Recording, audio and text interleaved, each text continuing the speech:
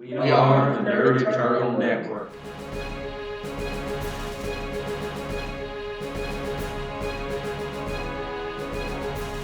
Hello, and welcome to this week's episode of Icons, the Wider World on the Nerd Eternal Network. I'm your GM for the morning, Jason, and with me today is Mike. Hello. Playing, I believe it's Whippet to begin with, and then when we switch teams, Everlast. That's right. Taylor playing Muckboot, then Slapshot. Anna playing the Legal Eagle, and then the Architect. And Zach playing the Boogeyman, followed by Wolf Witch. We're short a couple players today. Real life's gotten in the way. But we're going to carry on. So who remembers where we left off last time? We were absolutely destroying some people on some roofs. Pretty much, yeah. Saving some civilians are being kidnapped by the delightful looking people from an alien world of magic and Mad Max. But this set of characters doesn't know about the Mad Max stuff. Yeah. This one is, they basically started coming, they started coming through the ground and they were rounding up people on the roof. Yeah. Right. As far as you people are, as far as this group of heroes is concerned, they're fighting mole people or something. Who were worried about champions?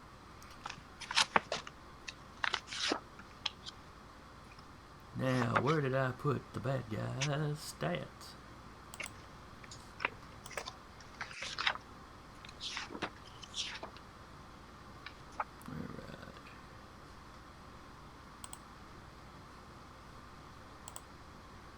Okay, that's the. I'm good to go now.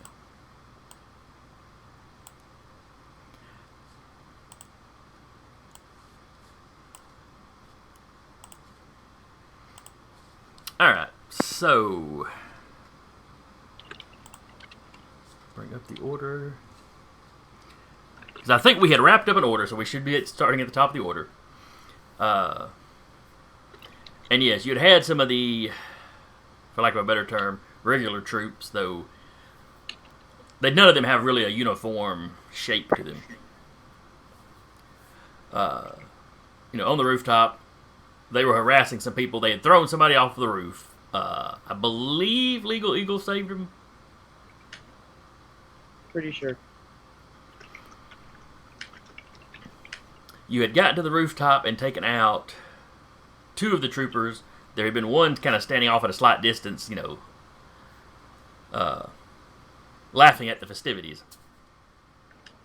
And I think he had engaged. I cannot for the life remember who he was. I think he was firing. Was he firing energy? I should have my notes here. It might have been. Let me check. I have my notes in. Let me see. Let's see. Boogeyman uses a baseball bat. Invader blast. Tarky uses gun to kill ratio. Gun shooting.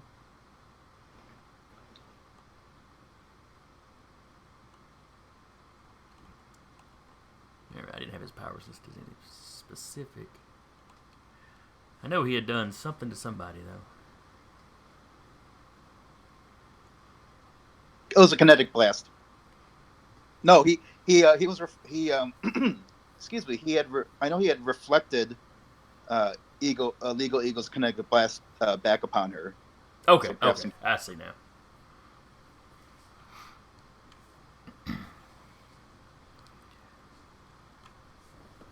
And then I think somebody had hit him because he's taken at least a little bit of damage. Nothing substantial, but somebody had done something to him. I don't know if Eagle did more damage than he could absorb, or if Boogeyman hit him with something, or what it was. But anyway, that is the situation you find yourselves in. And at the top of the order is Legal Eagle. Shit. Also, I'm looking at this here turn order. I don't see Muck Boot on it. Oh, that's because I swapped icons for you, or swapped. Let me get back up here to where the initiative rolls were, and I'll see what your initiative was. I'm thinking mine was an 11. Let's see. Tarky rolled an 11. Boogeyman rolled an 8. Yeah, okay, that's the right ones. You're right. So Muck Boot on an 11. Let me see. I think I changed Land Shark's token as well.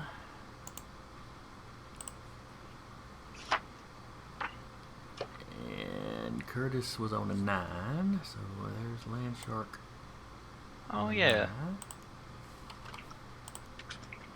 Oh yeah. Where is Land Shark? The character on the map, or do you mean Curtis? You could probably. Character on map. Oh, he's right here in the middle of everybody. Oh, okay. That one's. Also, there's 2 legal eagles. I believe there's an illegal number of legal eagles on the map. I don't know what you're talking about. Good retcon. You Hey, do it's Marvel not- proud days. Alright, so put them in descending order. But we still have legal eel at the top. Alright, that should be... Yeah, you got me paranoid. Let me check and make sure I got everybody on here. Boogeyman's on there.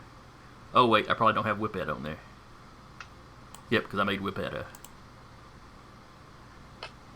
a token, though not one I'm super happy with. Oh, right. I couldn't get colored piping on the masks since using the City of Heroes creator. I may have to go over to try the Champions one at some point. Yeah, I downloaded the City of Heroes one and then got quickly overwhelmed by the number of options. There are a lot of options. You really need to go in with a general idea of what you want. Mm. The Champions character creator is really good too, though. Okay.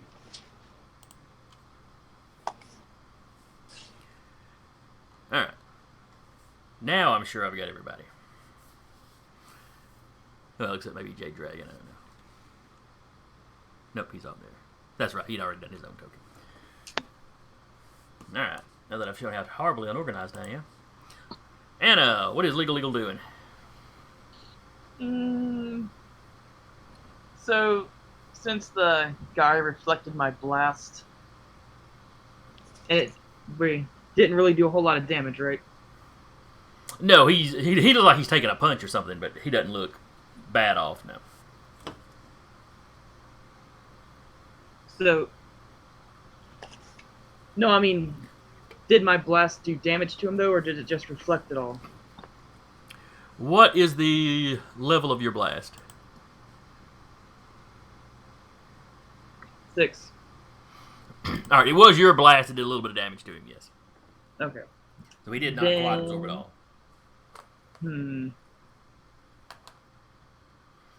Now, you've also got 2 more of the trooper types over here.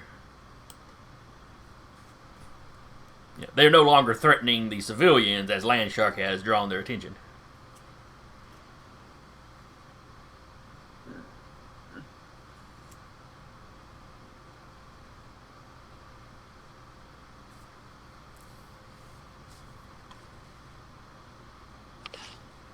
I guess I'll just blast that guy again. Oh, okay.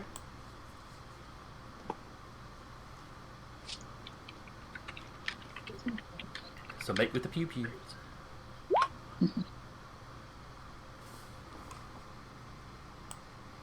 All right. This will be his coordination.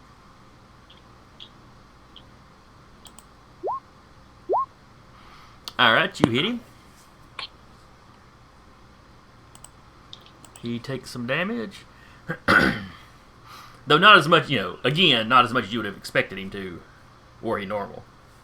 Yeah.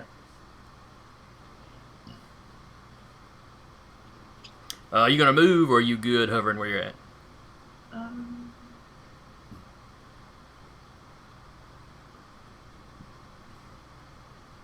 I think I'm good where I'm at. Okay.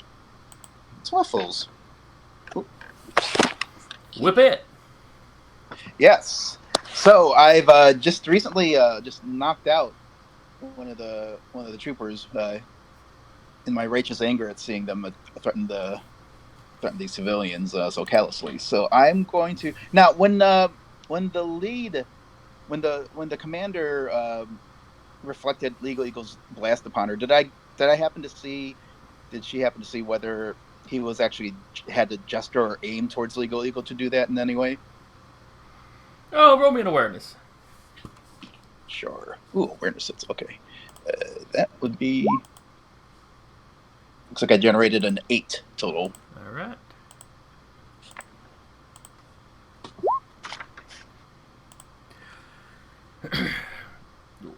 She blasted him, and then when he took an action, yes, he raised his hand to her and fired energy back at her.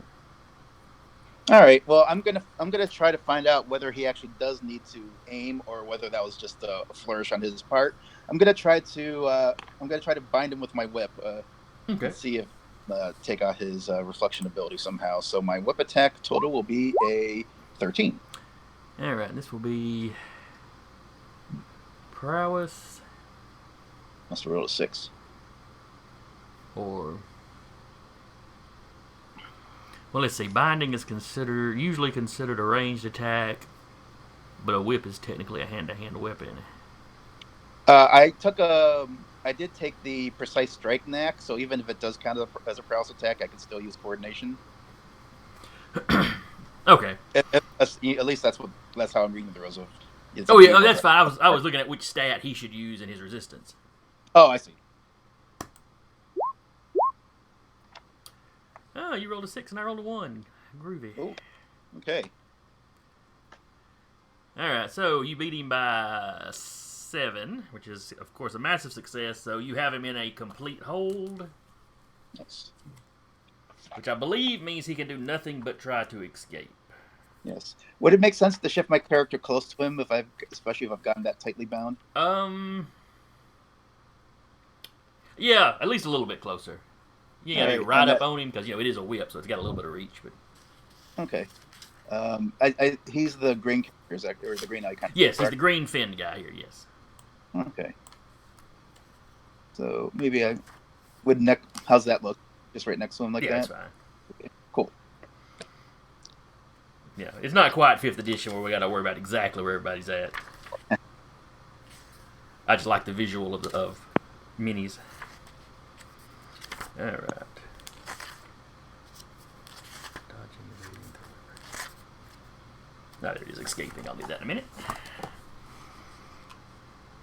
All right, so you've got him bound. Muck boot. Yeah, Mook better take a few steps down. He'll pop a shot on that there looking cat lady thing. Okay. Roll up my gun shooting real quick.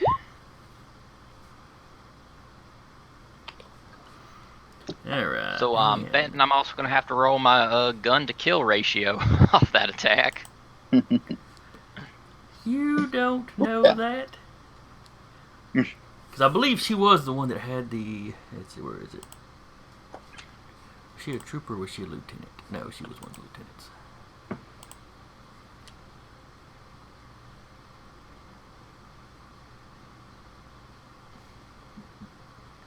At least I thought she was. Let's see here. Alright, so that is a coordination to avoid.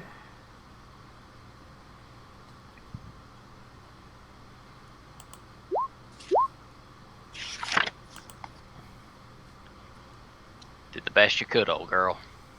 She did. She did the absolute best she could. Alright, how much damage does your shot there do? It does a 6. A 6, alright. So let's see. She's got that much. It does that much damage to her.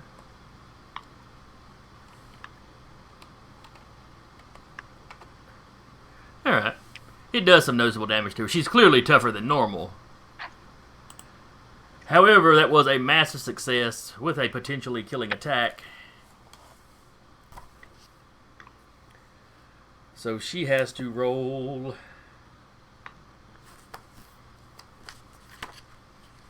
Let's see, versus killing. She has to roll versus the full damage. And the full damage was 6. And she has to make a strength check versus that.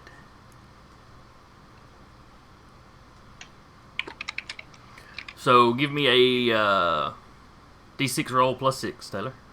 Which I think you had on your sheet already. Gun to kill ratio. Ooh, and down she goes. So 9, 10, 11, 12. So that's a major success. The target stamina, it reduces the target stamina to 0 and renders the character unconscious. On the following page and each page thereafter, the character loses a level of strength. When strength falls below 0, the character dies. So she is out of the fight.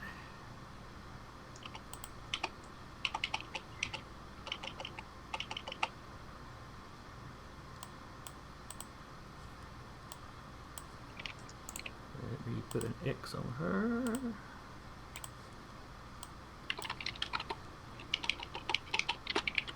Let's see. Then it's the rocky guy that y'all have already taken out. Then it is the one that appears to be their leader. And he can do nothing but try to escape. Now, what is the level of the binding? 6. Alright, so the material strength is 6 if he tries to break it. Let's see. Escaping. Alright, so 6 would count as its strength for the roll. Alright, so give me a D6 plus D6 plus 6 roll versus this character's strength. Oh, that's a pretty even match.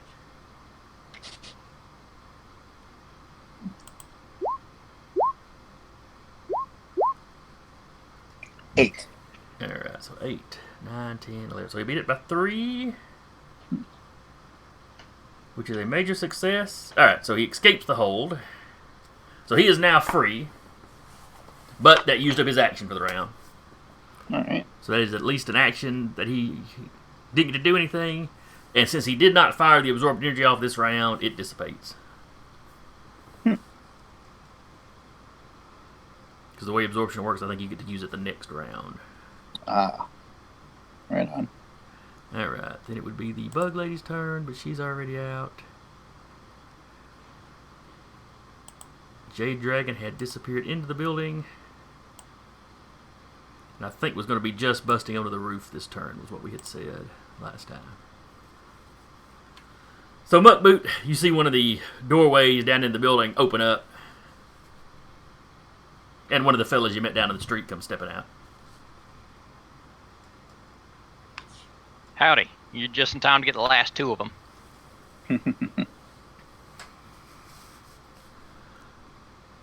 Oh, it's the green one and the Minotaur, not the blue one and the BDSM outfit and the shark fin dude.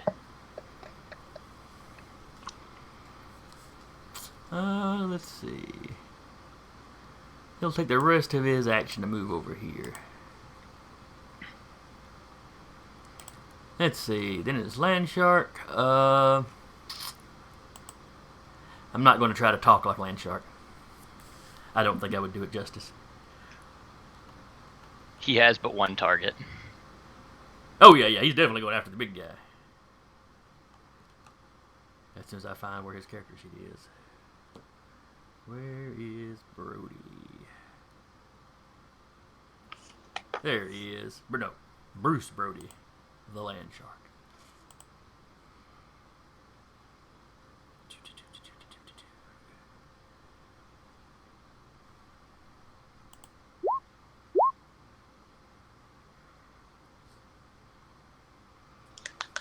Alright, so that is an 8 versus the Minotaur guy.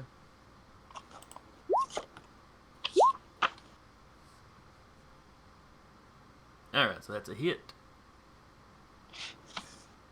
He's got a pretty impressive strength there.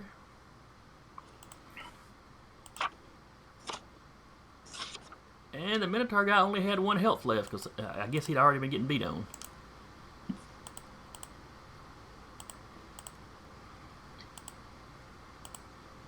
Let's see, 6, 7. All right. There's no knockback or anything though. All right, so all the trooper types seem to be down. You have only got the apparent leader left.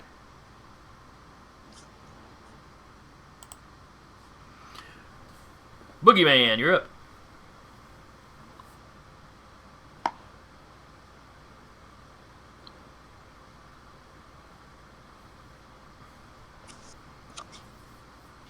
Zach, you there? I'm sorry. I'm going to use gadgets to replicate Dazzle, specifically blinding effect using a can of mace. Okay. And I do have to roll to duplicate that effect, but I can just spend a determination point to automatically have that. So, gonna put a determination point and roll for it.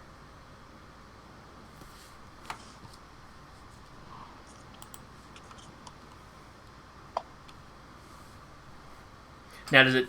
Gadget usually takes an action to swap. Does that go away if you burn the determination?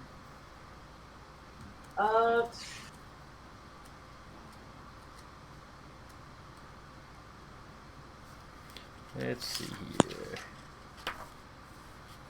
B, C, D.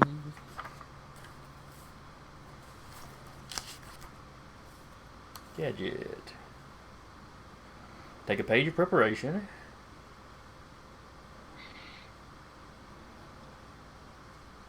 You can also spend a determination to produce the gadget automatically rather than making a test.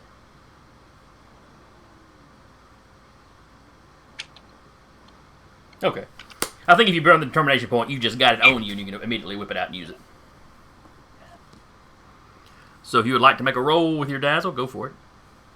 Alright, and that'd be a coordination because it's technically a ranged attack, right? Unless Dazzle says something else, but I think that's what it was. I'll double check. Go ahead and make the roll.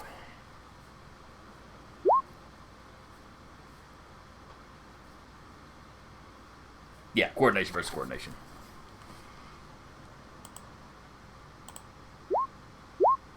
Whoosh.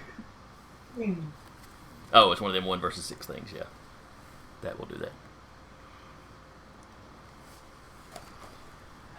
You can't be sure, but when you come up with the can of mace, he immediately starts shielding his eyes.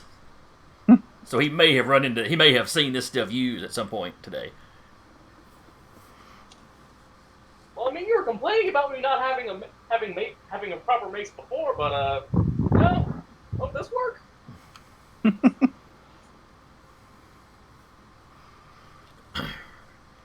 He looks at you. How is that a mace? You spray like a skunk. Oh.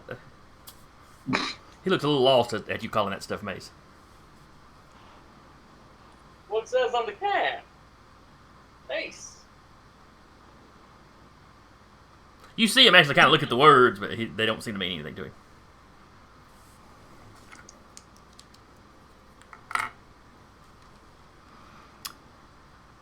Let's see. That guy is out. Cat lady loses a strength. Not that she actually looks like a cat, but yeah.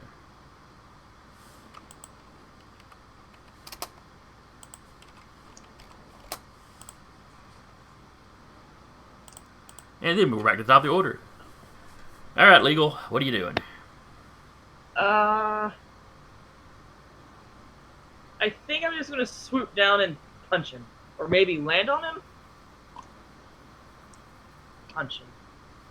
Yeah, either way is a prowess check, just however you want to describe it.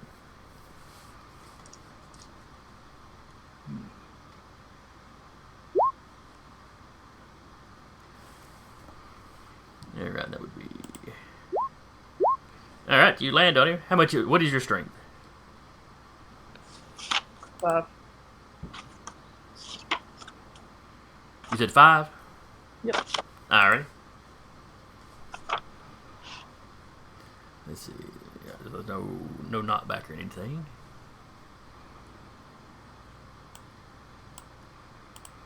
Alright, so you pull a Super Mario on him. He kind of stumbles back half a step. He doesn't seem to be particularly injured by it. Then can I hop back up into the air? Or that be next? Yeah, you'd have enough movement. Okay, that's You what sort of dive bombed on him and kind of bounced off him and kept going. We'll throw your miniature over here on the other side of him.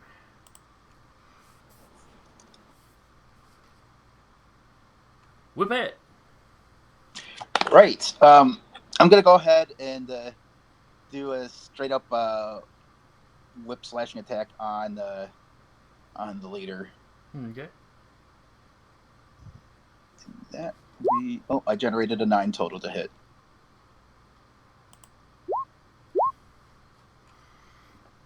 As you bring the whip down, he does a quick little dodge to the side. Mm-hmm. As your whip passes through where he was, strikes the ground.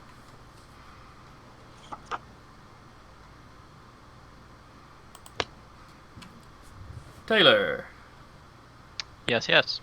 It is Mug Boot's turn. Ah, well. There's only one person left. So I'm gonna do something that's a little strange, but I'm gonna shoot him, but I'm gonna try not to kill him. And how are you going to try not to kill him with a gun? Cause I'm gonna use my Grand Hunter's Rifle's blast power as a slamming blast. Okay. So you got the extra where you can choose between the two.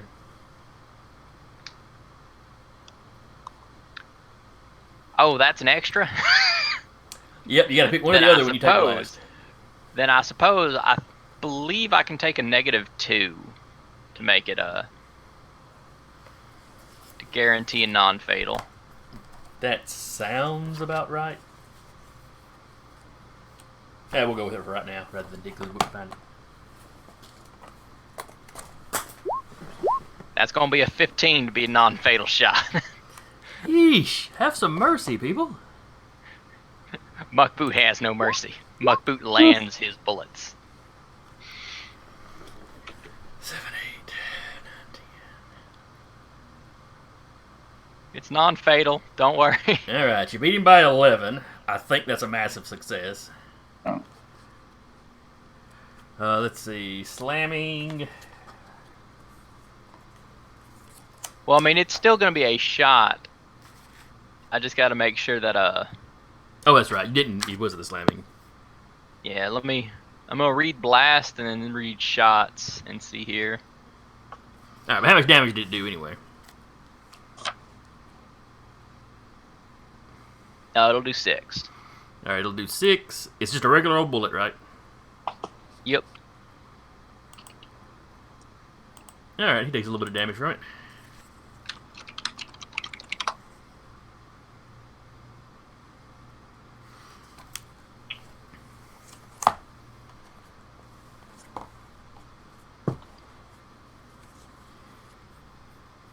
Okay.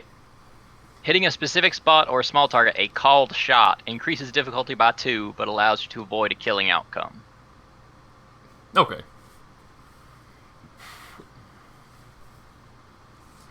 So you did avoid the killing outcome. You did a little bit of damage to him, and now it is his turn.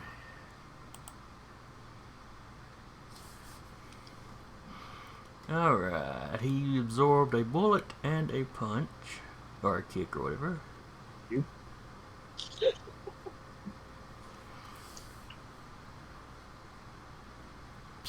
I'm trying to remember if he has shot at Muckboot before or not. Well, I'll be honest with you. It only takes one attempt to figure out you can't do it. Yeah, that's the thing. I can't remember if he shot at Muck Boot or if it was some of the guys at the Bass Pro Shop that shot at Muck Boot and, had no prayer of hitting him. I mean, some of the folks at the Bass Amateur Shop did fire at me. Poor souls. Whippet has been a nuisance. He's going to send a blast Whippet's way.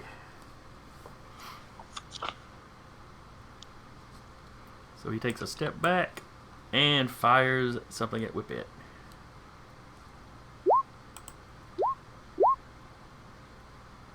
For all the good it does, it smashes into some of the air conditioning equipment up here on the roof. And, it leaves a dent in the aluminum side. It's... You figure a decently strong guy punching it would have done the same amount of damage. So.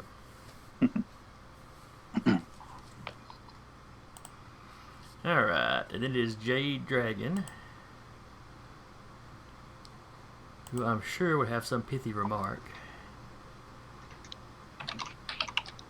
About how great the Jade Dragon is, and the Jade Dragon can do this, the Jade Dragon can do that. Yeah, or he'd comment on whatever his style is.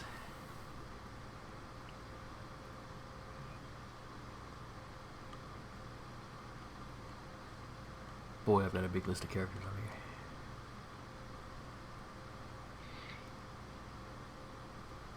Well, you did just kind of whole hog us into 6 per person. It's going to be a lot.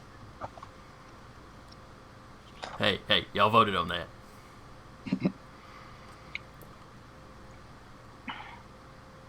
Or was it the other group that voted? I forget. Right, I feel like you still had the full ability, if you wanted to kind of limit it. Just be like, how about 4 per person? if I thought about it, maybe. You had them grandiose dreams, so we're living them. Alright, now, why can I not find the Jade Dragon on this list? He's got an icon with a big green circle around it. He should stand out. Oh, this is not his picture. Okay. Well, he ain't on my list. Yeah, he wouldn't be. Oh, wait. That one's not the right one because he has got martial arts master as well, so...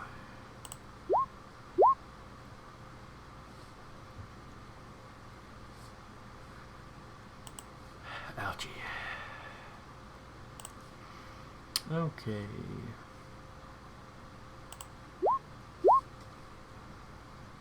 Well, that was a decent roll on this guy's part.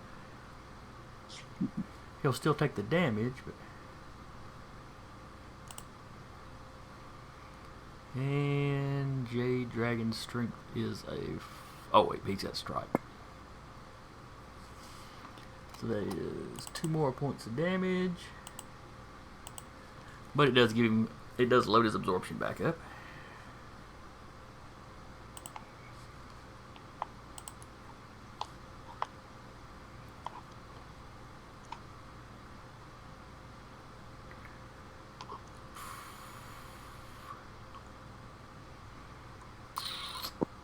Where is Brody? Alright.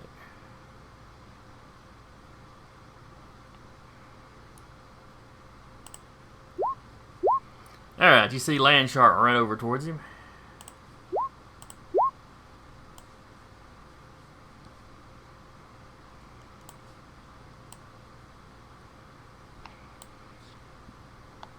Just sort of plowing through the crowd of knockdown baddies, kicking one of them out of the way.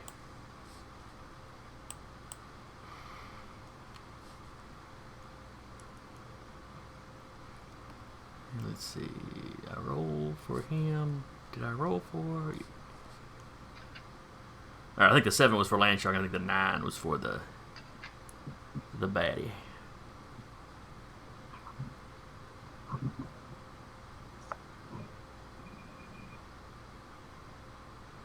Let's see, yeah, because that 5 was his prowess, and 5 is... Oh, they got the same prowess, okay. Alright, so he takes a swing at the guy. The guy manages to get out of the way.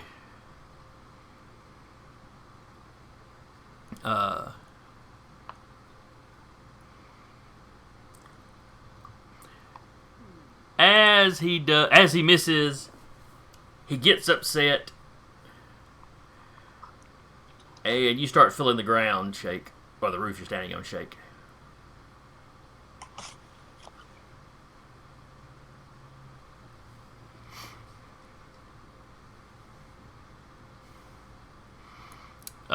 It starts to shake pretty hard.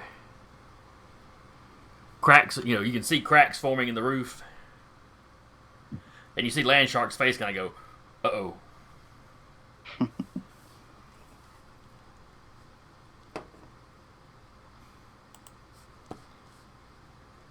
Boogeyman, you're up, and you are concerned about the structural integrity of this building. Extremely. All the civilians in the corner also super concerned. Miss Hawk, I think the good people back there need your assistance getting off the roof really, really quickly, like now. And I'm gonna try to mace the big guy in the face again. Alright.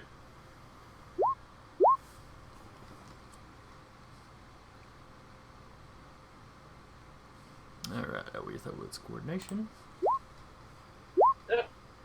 The dice do not like you today, Zach.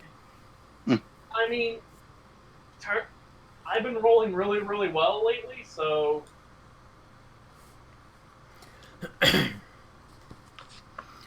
Well, the last couple of rolls weren't that great. Yeah.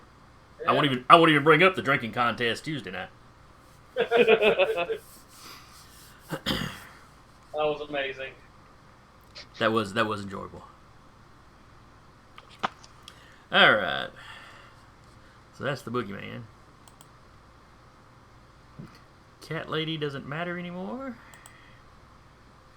Legal. Yes. Yeah, you're not sure how much longer this building's going to be standing. I mean, you're in the air, so it's not a super big problem for you, but... Am I strong enough to pick up an adult with each arm? An adult per arm? Let's see, what is legal strength? You said you had a 5? Mm-hmm. Yes, you should be able to do that without too much trouble.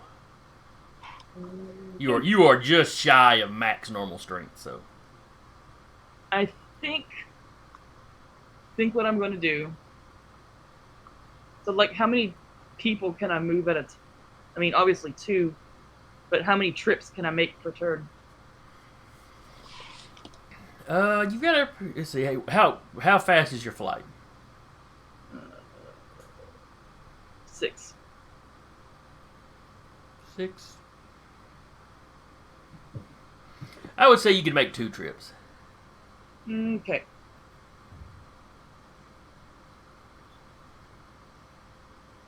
I guess this is hard.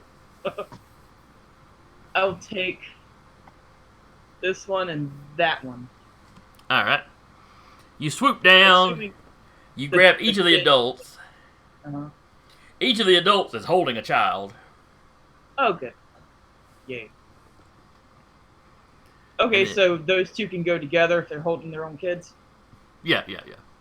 Okay, great. And I guess...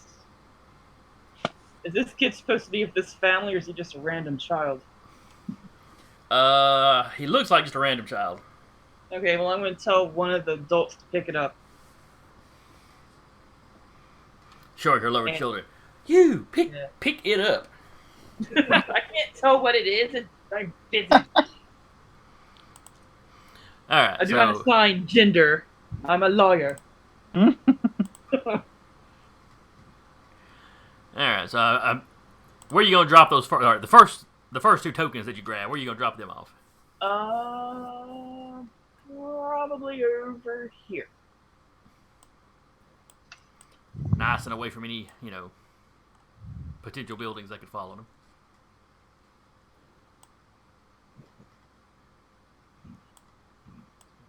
Just slightly so I can cover over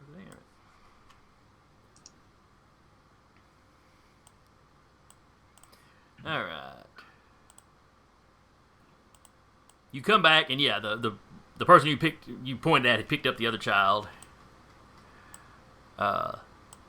They scream a bit as you set them down over here. And you'll be over there with them at the end of the turn. At the end of your turn. Okay.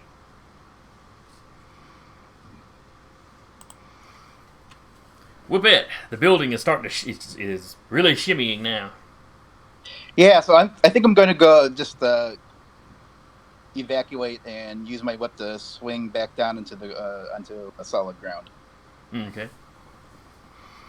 Go ahead and move your character where you'd like him to be. All right. Well, let's see. I'll assume I can. I don't know how far I can get away. No, that's a good. How about behind here would be a good start, if I can get that far. Yeah, you can definitely get down to the ground like that. Okay. Muck boot.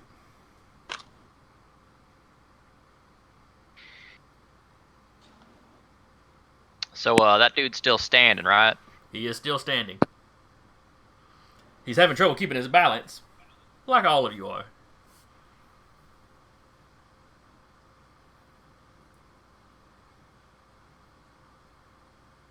How tall is this building? I believe I said it was 3 stories.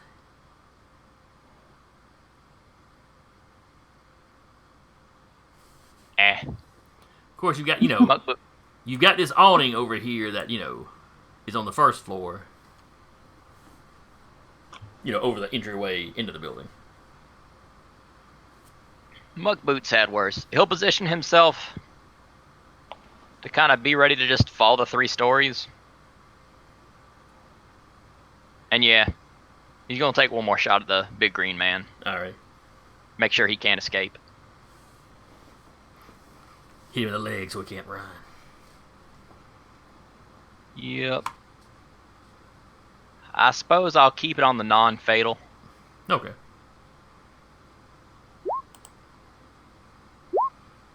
So, so close. beat it by 4.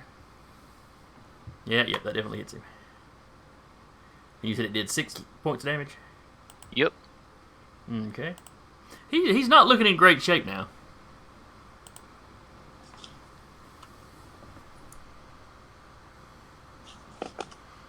And then it's his go.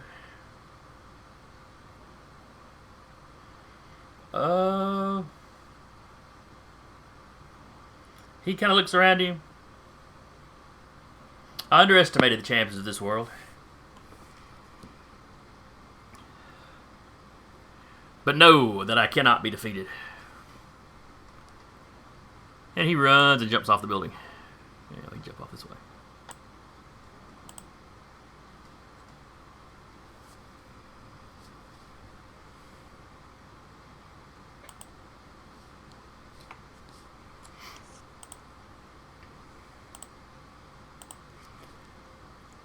Let's see. Whip-et and Legal Eagle from where y'all are standing. You see this guy run and just take a dive off the side of the building. Oh, is he pursuable? Is he within pursuing range or? Oh yeah, he hits the ground here. Oh, okay. With a decidedly kind of crunchy sound. Oh. Well, I'm gonna see if I can try to restrain him once again, because I definitely want to find out more about what's going on here. Yeah, you walk over to him. He's clearly unconscious.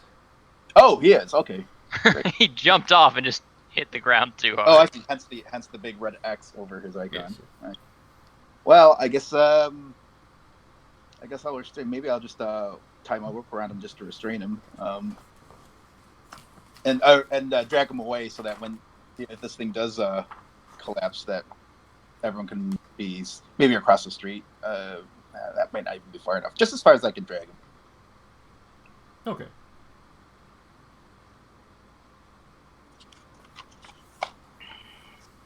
Let's see.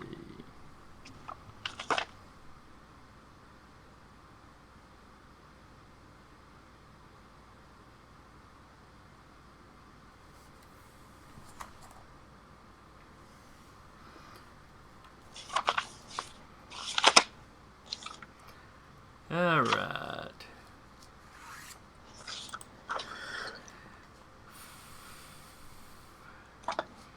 Jade Dragon runs and jumps off the building on this side.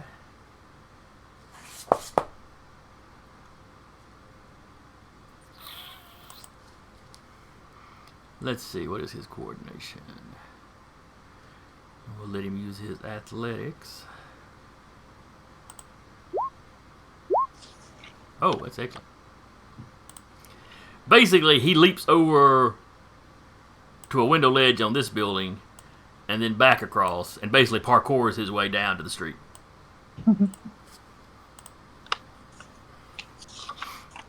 And, starts moving to get out from between the buildings, but the parkouring took most of his turn.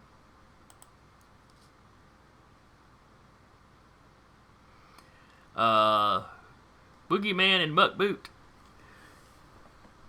You see Land Shark, and he seems to be talking to the building.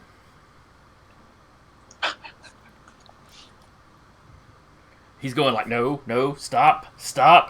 But he doesn't seem to have much luck.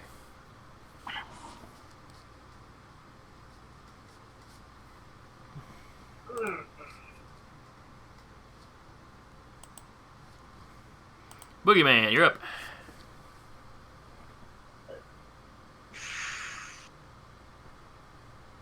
I'm gonna head over to Land Shark. Hey, buddy. We need to get off this building like right now. You think you could get us down real quick without the rest of the building collapsing out from under us?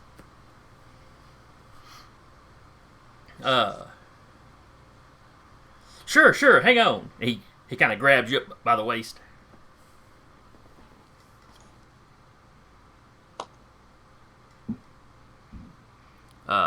Muck Boot, he looks over at you. Hey, fella, you need a way down? Muck Boot looks. Nah, should be good. Okay. He holds his gun and the bottom half of it like cracks open. And you see some coil in there.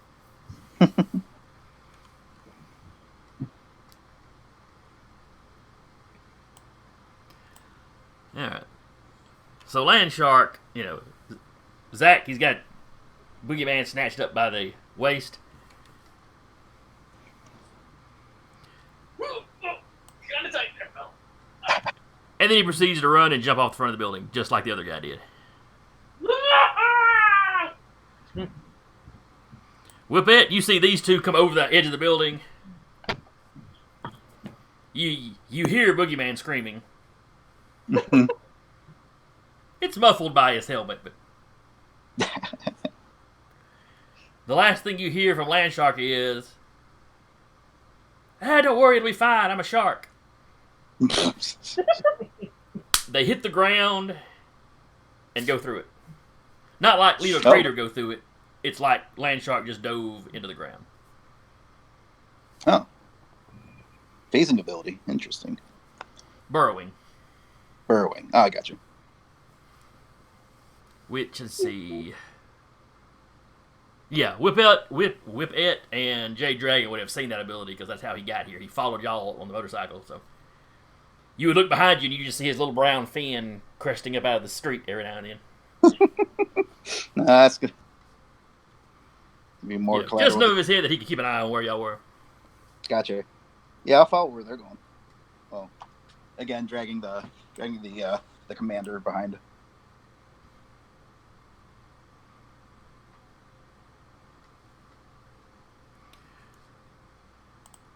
Legal, you're up.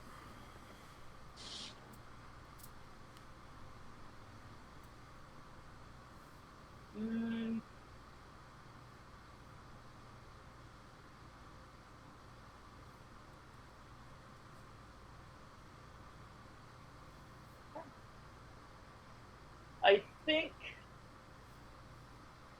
Where is the last guy? Which last guy? I thought there was one more guy left. Yeah, he dove off the building and went splat. Okay, the X. Okay. Yeah. Then I am going to wait right here. All right. Whippet. Is the building continuing to crumble, or does it seem to have stabilized? The ground has stopped shaking, but like this whole side of the building over here is still kind of crumbling and cracking, and you don't think it's going to last much longer. Oh, okay. I just want to keep moving as far away as possible from the building, Okay. and maybe calling out so in case anyone hasn't noticed that I've got the commander in tow. All right. So you can run yourself across the street then. Yeah. Dragging the commander behind you by your whip. Oh, great. And Muckboot, how do you plan to get down as the ground starts to give way under you? Well, Mugboot will move over here with all these other bodies, place a swing shot from his gun on the adjacent building, Okay. and he's looking to see if any of these four are still alive. I know one's not. Well, she's still got some strength left, so she's not actually dead yet. She's just still bleeding out. All right. At least 2 of them were knocked out by land shark, so they're still alive. Yeah. Actually, all of them may still be alive. No. Well, I think you did drop somebody the first session. So we'll say 3 of them. Well,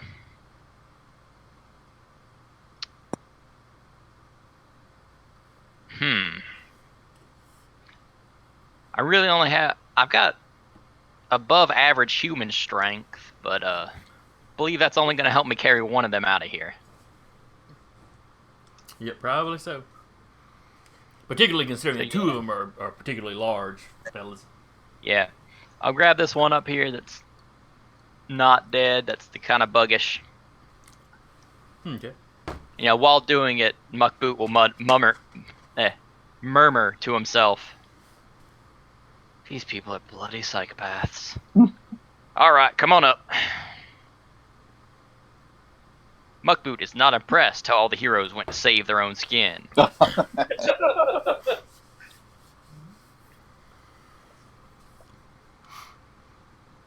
Alright, so you're swinging off to the adjacent building or down to the ground using the adjacent building to... Yeah, kind of jumping, swinging to the adjacent building, and then rappelling down. Okay. So you managed to get down here kind of close to... And the neighboring building is also damaged. But it does not seem to be still crumbling now that the shaking has stopped. I mean, pretty much everything on this map has taken damage from whatever happened. You don't know if it's a mole man attack or what it could be.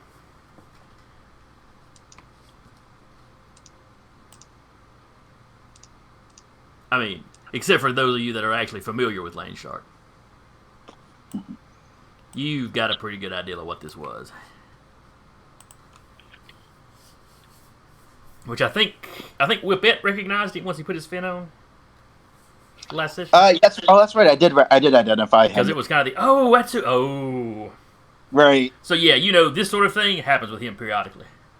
It tends to be what gets him kicked off superhero teams. Oh, you mean as far as like him? His Earth control becomes uncontrollable. Oh, okay. So here I thought it was the commander that had done it, but I see. Oh boy. Okay. What causes earthquake? Clearly the mole people. Clearly the mole people. Exactly. Good to know. Well, can we all consolidate in one? Do we all rendezvous at any certain points? You certainly can. I mean, Jay Dragon was headed out to the street. I assume that's where Muckboot and his prisoner are headed. Yep, and Muckboot will shout towards the general populace. Is there anyone left inside that building? One of the adults shouts back, he thinks they rounded them all up.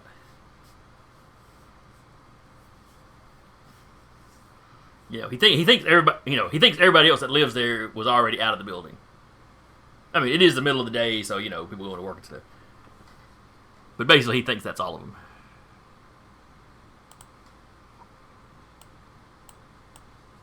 And Muckboot, yeah. look around. I don't see any kind of movement or knocking on windows or anything coming from the apartments. No. And the From the area building. I've scribbled Alright, over, that part of the building basically just starts coming down.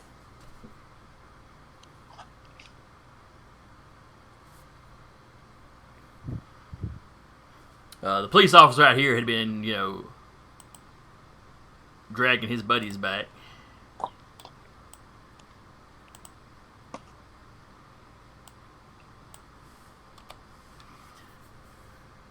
And, he is taking cover by his car now as the building comes down.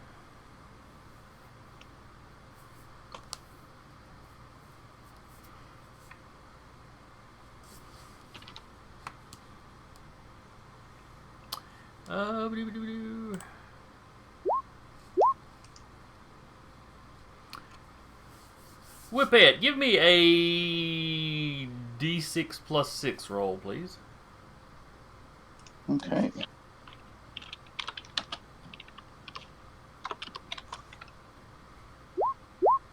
Hey, how about that?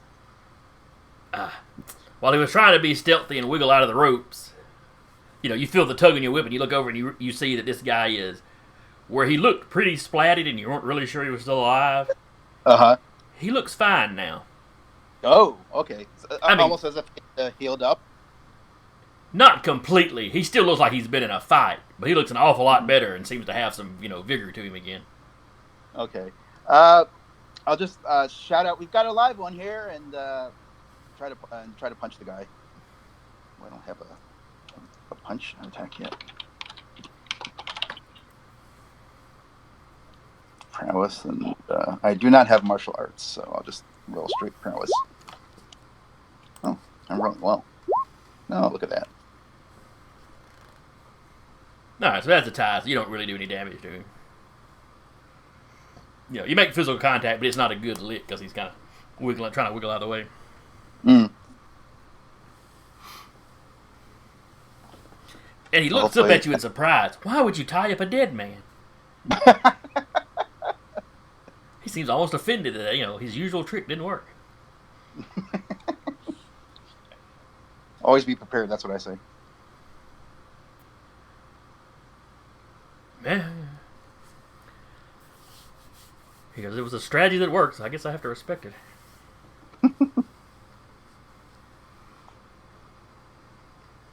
And he's not going to try to escape anymore. Not with all of y'all there. Because Land Shark and Boogeyman, surface on the sidewalk over here.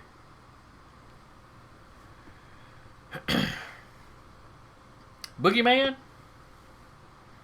Yes, sir. This was the most unique experience for you. It has been. You were pretty sure you were going to splat. But as you hit the earth, you passed through it, and it felt like you were going through water. Not wet. I mean, but it's like you could feel the ground kind of running against you, but not, not in a rough way where it's scratching you up or where you were getting road rash or anything like that. It's just like it flowed over you like water. Like dry water is the best description you can come up with for it. He's not saying anything, but he's visibly shaking like an excited chihuahua. So basically just like a chihuahua. Yes. But he hit, when y'all hit the ground, it was the typical kind of hit, like you had dove in from a diving board, you hit and kind of, go down and angle yourself and come back up. Yeah.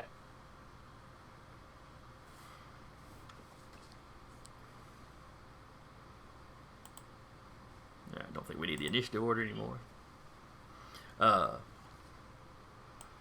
The officer who had been checking on the down police officer you'd seen, he comes over. He starts checking over the civilians, asking if they're all right. He tells you he's already called in some backup, but of course all the police are scrambling all over the city. So who knows at what point they'll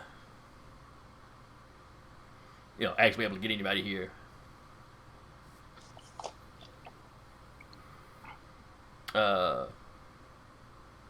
Let's see. The ground has stopped shaking. Like I said, only this part of the building over here has collapsed, while all the other buildings in the area have taken some damage. Windows broken, cracks in the side. Nothing that at a glance looks like the actual integrity of the building is threatened, though. Good. Muckboot will look to Jade Dragon real quick and kind of whisper at him. Why aren't we contacting the local militia? He's like, you mean the National Guard?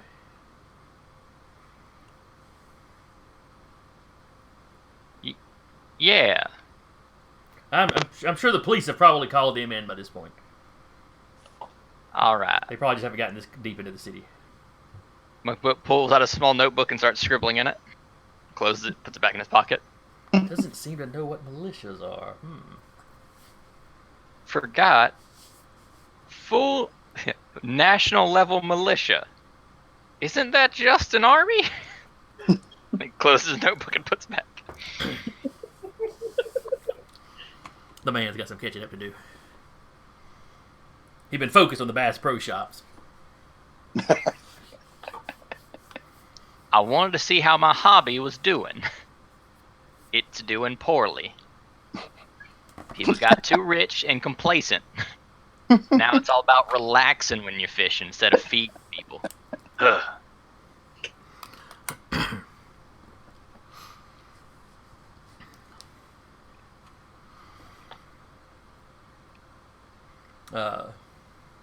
So anyway, you spend the next 45 minutes or so checking the other buildings, getting people out into the street, just in case.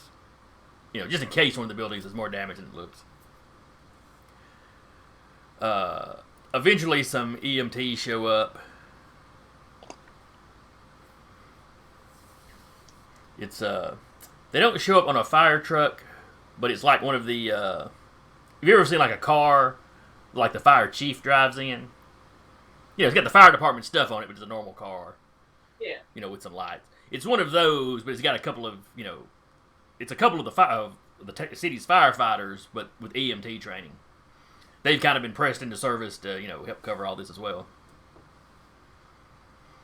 There have surprisingly not been that many fires in this attack.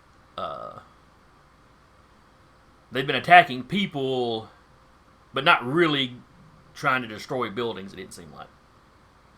Windows are getting smashed out. Doors have been blown off the hinges and stuff. But Land Shark has done more damage to the buildings than anybody else has done.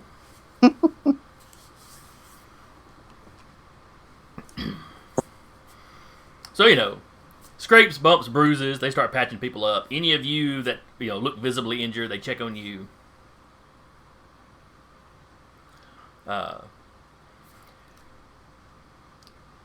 Let's see. Do you want to... In all this time, are you going to try to question the commander any? Or the lieutenant? I think we ought to. Probably a good idea.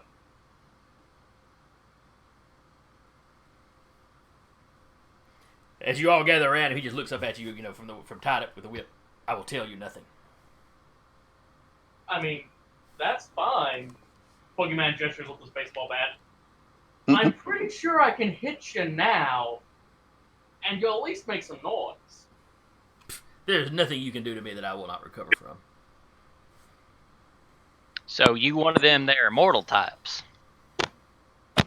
I am That just means everlasting. you don't really have to hold back. Uh-huh. Well, what about this one? He points to when he's holding.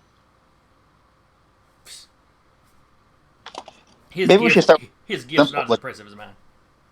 What was that, Mike? Maybe. Sorry. Oh, I was gonna say that perhaps we should start with something simple, like what are we supposed to call you?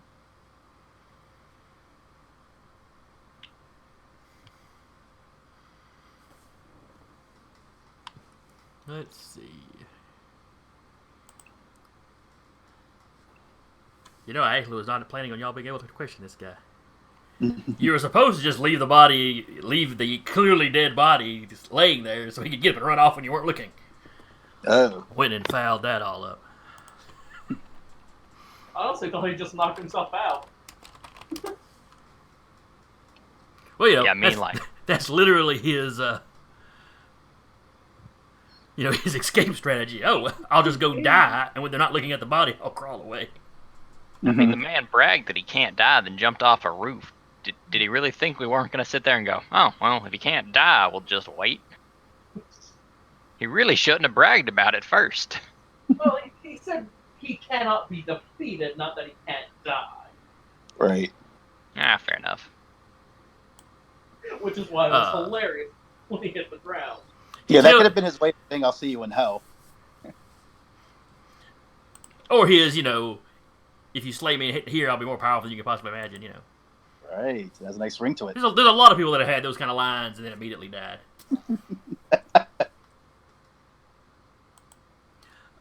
He tells you his name is Ashkin. You may call him Commander Ashkin. Or Commander.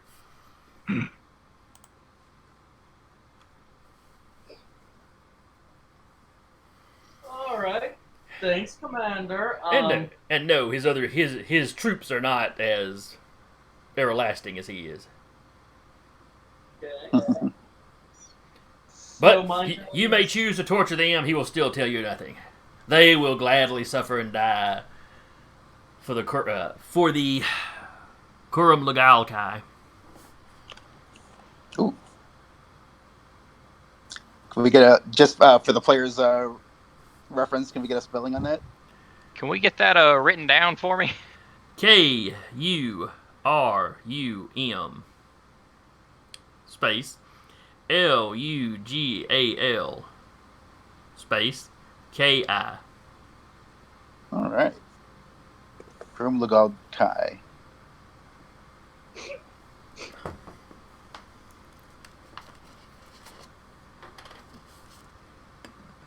Does Muckboot recognize that at all?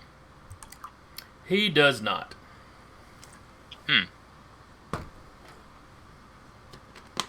Are you mole people? I do not know what a mole person is. Like, do you live below the Earth's surface? Because you were, like, popping out of holes. That was kind of a mole person kind of thing to do. Sorry, little one.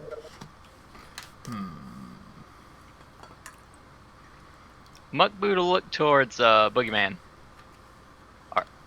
Does Earth have mole people? Maybe? I don't know! Dude, I make Alright, like $2 above. You were asking if it was a mole person with some, like, authority. I got kind of concerned.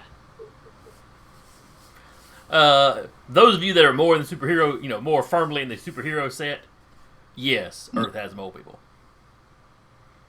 Or, subterranean cultures. Yeah, I heard about some place called Rhino, but I don't know that much about it, but there are definitely civilizations below the Earth's surface. Hollow Earth, baby. Oh. Hollow Earth. That's cool. The commander's kind of looking back and forth. Huh. So there's more than just the people here. Oh, so you're not mole people. No, we jumped into a hole in the ground to get here. How does that work? Wait, are we your mole people? Do we live inside Have a I been hole? defeated by jesters? Oh. Like the cosmos just like a Matryoshka doll? Is that what we're finding out here? Muckboot I sides. recognize the word doll, but I don't know what that other one was. I cannot believe what I've joined with. He's clearly some sort of alien entity. They use some kind of wormhole thing. Oh! Sir, you watch too many movies. Lady, you're a lawyer, correct? Yes. You can fly through the air, correct? Correct. There was an alien. Are you making fun of my fucking accent? Yeah, that's not being sensitive. Lady, I took classes in sensitivity to make sure I would not offend people when talking to them, and you come to me and disrespect me like this?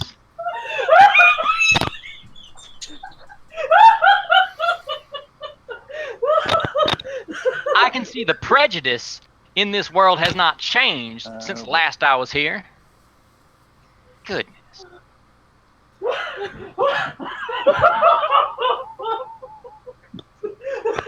Oh, God. I'm crying. Muck Boot, Now back to my point. the We've commander. had alien invasions in the past. And you come to me and say, oh, alien invasions must be some sort of... What'd you say it was? No, I don't remember. I think I had a stroke. You said I watched too much something. Too many movies. Ah, movies, thank you. Coming up with some movie thing. It's just aliens, lady. We all know they exist. You're talking about wormholes. I'm just saying. Oh, yeah, well, that's guy's Yeah. It's one of the 16 ways you can go faster than light. Wait, how do you know how to go faster than light? And how are there 16 ways?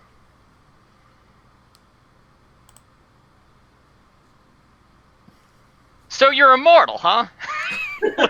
Alien Commander. I am everlasting.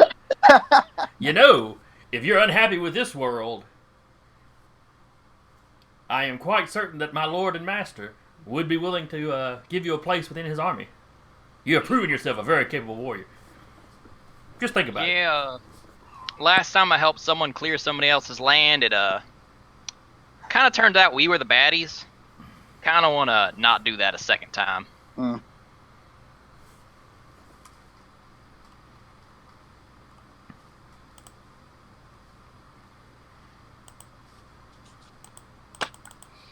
So why are you invading our world? For the glories of conquest.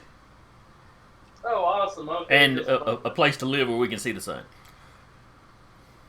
Well, I mean, you could set up diplomatic relations. You don't need to invade. We have many people. We need much land. Pardon me, sir, but if you don't mind me asking a few questions, is your world quite possibly covered in an ash cloud that covers up the sun?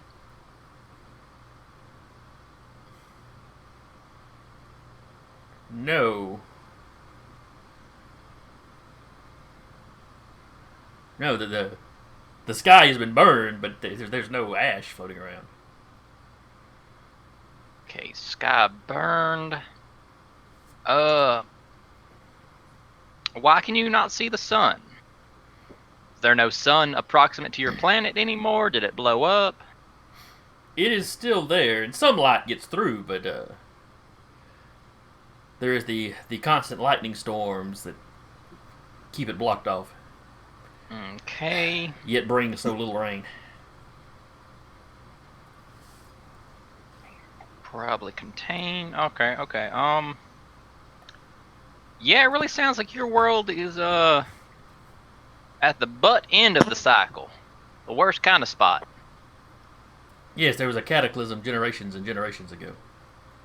Now look, is there some sort of way we can get a message back to be like, hey, there are other planets out there that are available for you that don't currently have populations on them that we can scoot you to?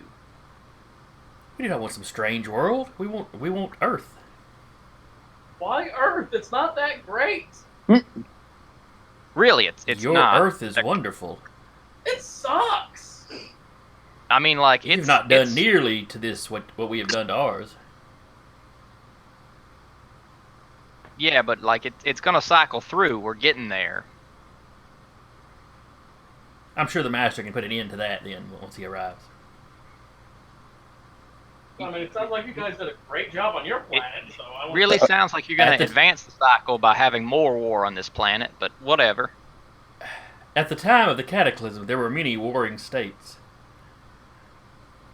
all the Wizard Kings unleashed terrible, terrible forces on each other. But now our world is united. Now, hold up a minute. Sorry, Wizard King. Is that any sort of thing like a Grand Wizard? Because, like, They were I fairly heard some grand, I stories. suppose. That wasn't part of a title, though. Okay. Clan may be connected to alien. Puts his notebook, closes the notebook again. Learned a lot of strange things today. Boogeyman walks away, goes down the nearest alley, and everyone just hears this very loud, continuous scream for a solid minute before he walks back out. Sounds like something's banging against the wall. He walks out and there's a scuff mark on his helmet. I'm fine. Sorry. We're good. We're good. Continue. Primal scream therapy, nothing to see here. Me and the boys in the club used to do stuff like that. You have a fascinating club. We hunted. That was it was a while back.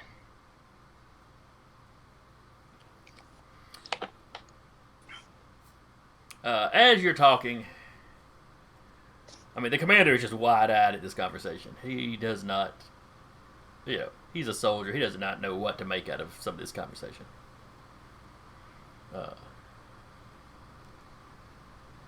He opens his mouth to say something, and his mouth is moving, but you can't hear him anymore. Ooh. And then you realize you're beginning to see, where he's kind of sitting on the ground. You're beginning to see the asphalt or the sidewalk beneath him, as he slowly becomes transparent, and eventually the whip just drops to the ground and he fades out completely. Oh boy. Oh, that's a thing that happened. Are we about to die? As that is happening, he's looking around very startled at what's going on. He looks as surprised by it as you. If you check the rooftop, you find the people that you had left up there have also faded out. What?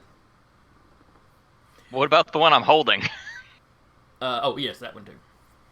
All right. The policeman notices it. He starts putting in a call. This seems to be happening all over the city. The dead ones are fading out. Any of them that have been captured are fading out. Those that were still fighting start fading out.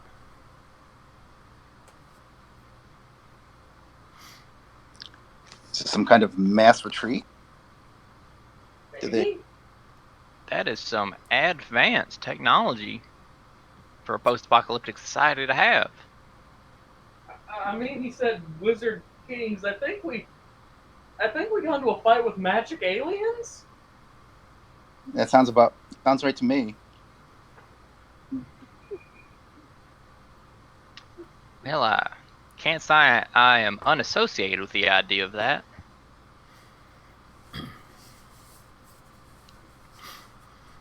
Yeah, does anyone have any kind of magic knowledge at all? I watched reruns of Mr. Wizard when I was a kid. Only we knew other heroes who were more magically inclined. Yeah, I'm just a guy with a gun here. Sorry about that. As it begins to wrap up, the city, by nightfall, the city is certainly not back to normal. But things seem to be calmed down. The police are out in enough force that there's not much looting. Despite the authorities in Rhodes Ferry having kind of an aversion to superpowered people, the police, are very grateful to you. Reporters show up and want to talk to you. Landshark is all too happy to talk to him. Though he makes sure to stay over here so that their backs are to the destroyed building. That doesn't stop them from filming it when they drove up, of course. And he very awkwardly avoids answering any questions about what happened to the building. Do any of the rest of you hang around and talk to the media? I suppose Boogeyman will. I think I'd like to lay low because I'm not ready for my mom to know where I'm at yet. I think Legal Eagle's probably going to bug out. She got kind of banged up. On the other hand, this would be great publicity Yeah? It would. because the whole Legal Eagle thing is your marketing campaign. I know, but she got blasted pretty bad, and her makeup and hair's all messed up. Flying Yeah, over the Wasn't helmet. she wearing a helmet to protect her face and stuff? Yeah, but then you Well, get I helmet. think she was. Yeah, she would have helmet hair. Okay. Well, except it is a superhero setting, so that rarely happens. Hmm. Yeah, it's a free neck that we all get. Yeah, she'll hang out. Okay. What about old Muckboot? Well, Muckboot's kind of waiting to see if his ride comes back. I believe it was the police officer here that you rode with. Yes. Yeah, he's still on the scene, but he's kind of busy. And they talked to him. I want to say that Jade Dragon dips out with Whippet.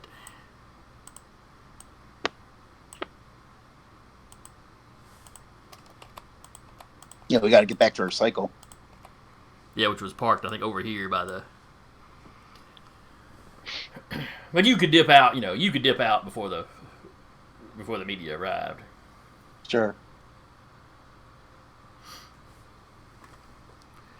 So does Muckboot talk to the media, or is he kind of standing away from? I mean, he'll talk to anybody that talks to him. Okay. He ain't gonna be rude. They really only talk to you briefly. They seem to think, because you're in kind of plain clothes, they seem to think that you're kind of, with the civilians over here. It's understandable.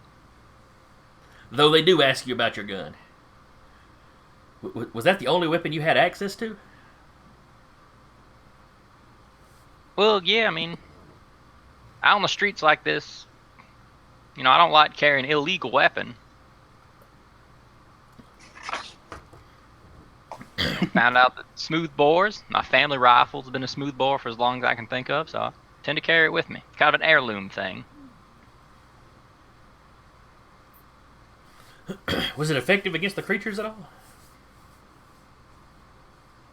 I dropped about 2 of them in the Bass Pro Shop back a ways. You can talk to the officer about that. He saw the aftermath. Oh, so you were active. You weren't just defending yourself. You were actually actively combating them. Well, it's a bit of a, victim of circumstance, I think's the phrase. I was just kind of there. They popped up. I was want to let bygones be bygones and just leave, but then they started trying to attack people. As a civilian with a weapon, I felt it was my duty to try to keep them off the innocents. I think that's very noble of you. Thank you. So anyway, except for Jade Dragon and Whippet, who get described by the other witnesses. They talk about there was 2 other heroes here. Your faces get splashed around. Really only here in Rhodes Ferry, though. There is so much going on that y'all don't really make the national news. Or even just the state level. Simply because of how many places are being attacked. Heroes all over the country rolled out to deal with it.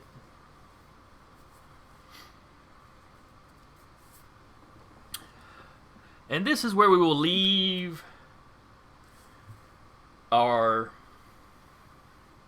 eclectic collection of heroes. Those that just, were thrown together by fate to deal with a crisis. And we will move on to a old house. Well kept up, but an old antebellum house down quite some ways from Rhodes Ferry in Savannah, Georgia.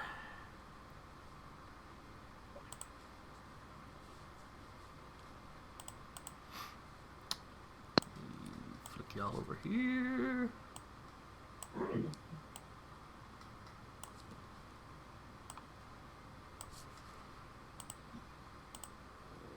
Yeah, where is that?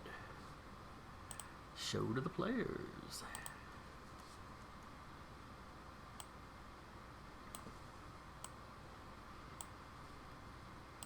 This is the home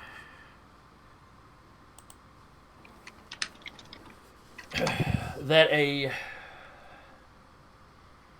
another group of powered individuals has been invited into.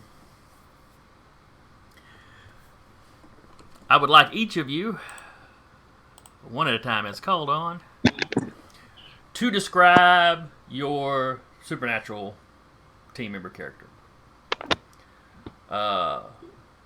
We'll start with Mike. Tell us a little bit about Everlast. Sure. So, we're talking about just her as a full character, not just appearance, correct? Yeah, mention her appearance and just generally what she does. Introduce her to anybody watching. Okay, so basically, Elena is a Egyptian American teenager raised by a mystical group to basically house the reincarnation of an ancient Egyptian champion, and thereby because of that, of her hosting, she's got super strength and some super speed. Just a smattering of training. She's been on the run from a rival cult, and because sadly the group that raised her got wiped out during the ceremonial ritual that gave her powers, and she's been on the run ever since. Basically, she is like I said, it's not a reincarnation. Like, she's still her own person, and it's not like it doesn't really manifest like having like an extra spirit in your mind. Whatever, she's so far is just manifesting as the powers she has. Whether that changes is of course up to Jason. And she's and the cult that's on the run after her is also like serving the ancient Egyptian god Anubis, who wants the champion back. I think I named her Zansu because, and I also just during the session decided that Zansu is not only an ancient champion who had been residing in the Egyptian land of the dead, she's also betrothed to marry Anubis. So there's that too, and that's her basic shtick. All right.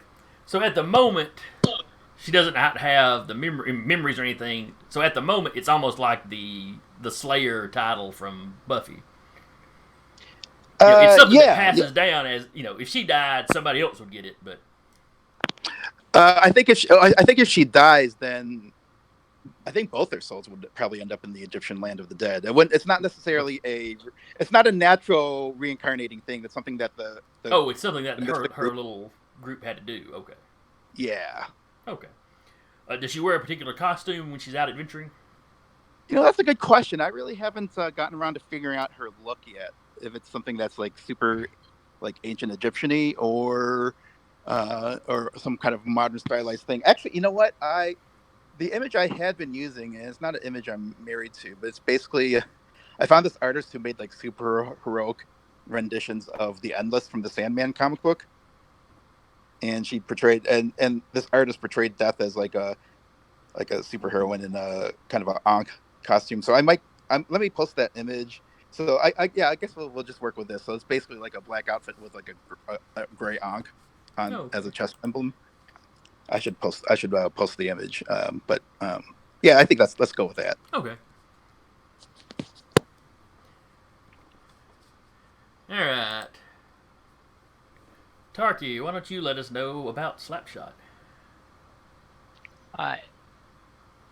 Now, for this group, do they know each other's names, or is it just kind of like a secret society? You will be just now meeting. All right. Slapshot, and I'll go ahead and give his real name, Dwayne Freeman. African American, born in the Georgia area. He's a big fan of hockey. He's also a big fan of doing hockey tricks. Yeah, one day to impress his little brother, he was doing a trick kind of using his hockey stick like a skateboard and snapped it in half. Not exactly being rich, yeah, he started looking at yard sales and swap meets to find a cheap hockey stick. Yeah, he found one in a barrel of rakes. Went to go buy it from the guy. Guy was confused, didn't even know he owned a hockey stick. Bought it.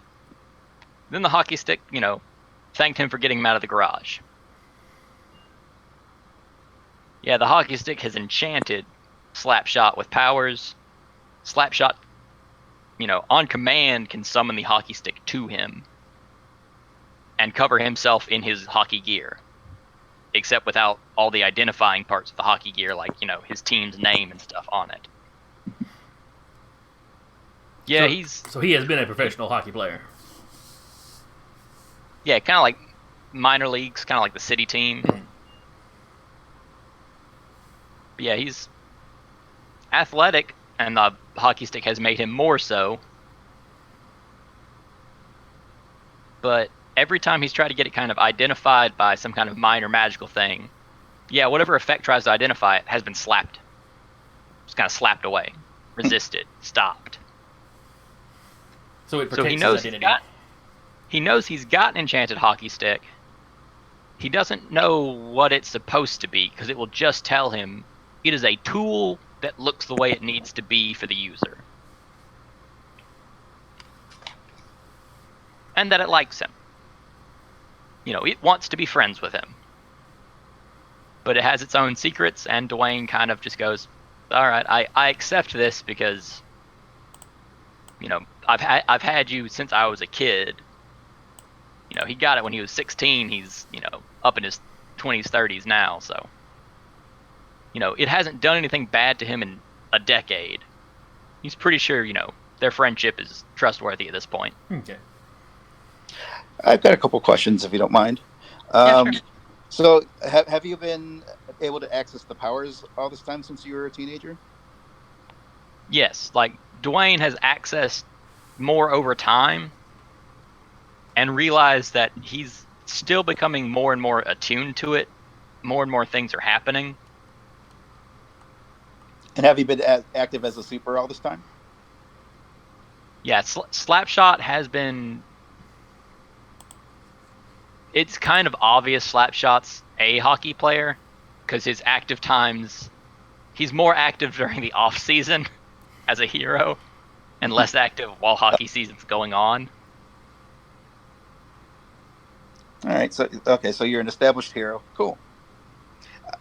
I get a sense. I'm picking up a sense that this object, this artifact, basically it can. You said it can appear whatever it wants, and that's the only reason it's a hockey stick is because that's what Dwayne would be most restricted to.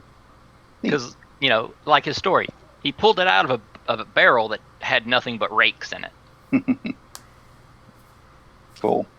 All right, and so I'm assuming his costume is, you said, just basically anonymous hockey gear. Yeah. It's very dark hockey gear, which is a little weird to him because his team doesn't wear black, but oh well. So does he have like a hockey, like the regular hockey, the old school hockey mask that obscures features, or? Yeah, it's kind of the hockey mask that has that kind of like shade section to it. Okay, so like this part up is actually tinted. Yes. Gotcha. All right, Anna, why don't you tell us who you're playing? I'm playing a kind of a... I guess she looks like in her upper 20s, I guess. She was actually born around 1100 AD. She was an orphan taken in by a court alchemist. And through some experiments, she was accidentally turned into a living philosopher's stone. Okay. Took her a while to kind of master her powers. And she's kind of floated around, messed up local economies very badly and then left.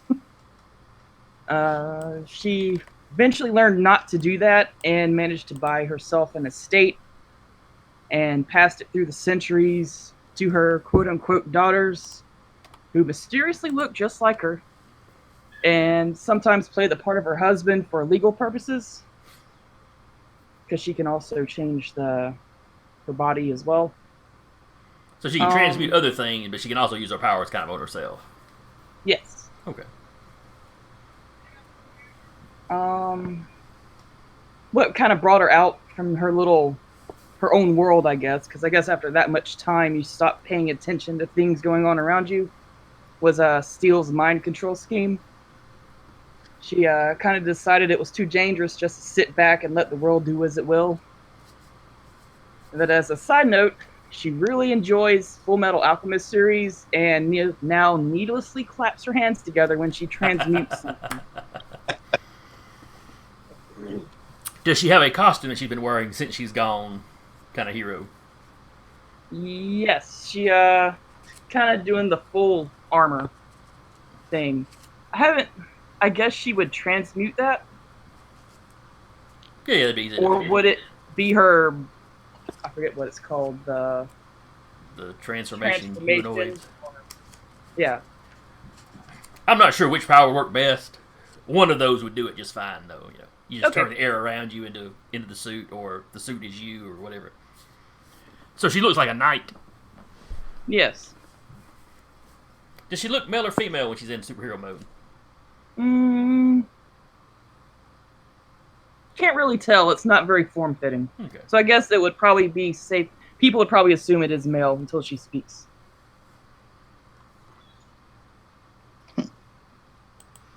And that just leaves Zach.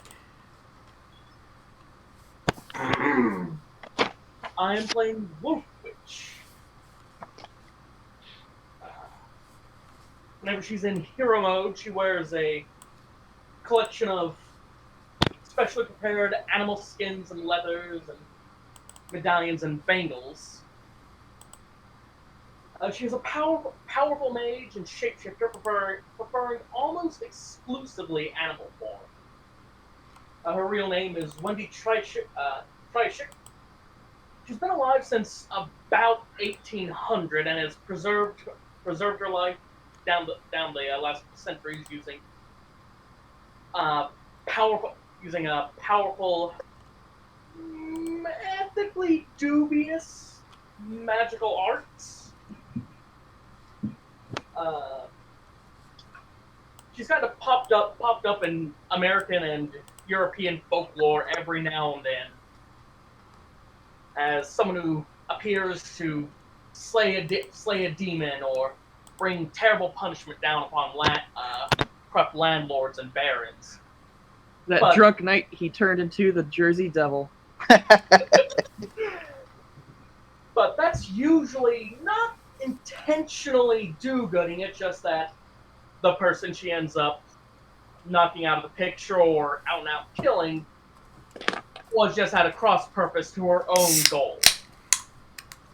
So she's not intentionally a hero or a villain? Not back then, no. Though, kind of like Anna's character's moment of, maybe I should do something. Following Steele's attempted takeover, she realizes, maybe I need to put my thumb on the scales of light and dark a little bit more intentionally. So she has recently been,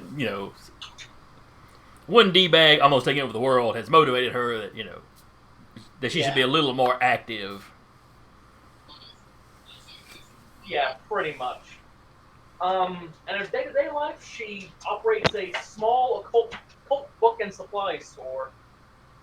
Pretty much because it's something to do, and it makes money, while still being low-key enough to avoid too much suspicion. Alright.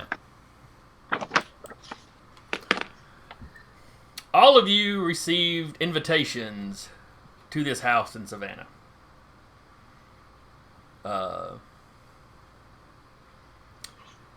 The invitations arrived through unknown means. They were simply in your houses, on on your table, on your desk, somewhere where where you would notice it immediately.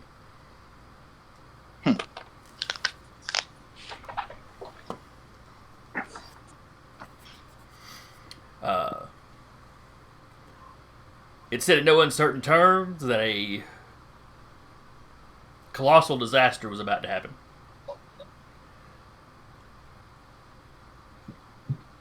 That you would know what it was when it started. And that when it started, you should take this letter. And at the bottom of the letter, there was a wax seal. It was not holding anything shut, it's just on the letter. But the letter tells you to break that seal.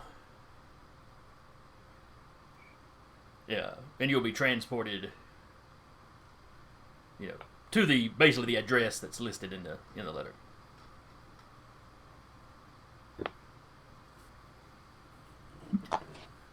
This happened a day or two before the attack started. Anyone that tries to Google the address, it's an address in Savannah, Georgia. And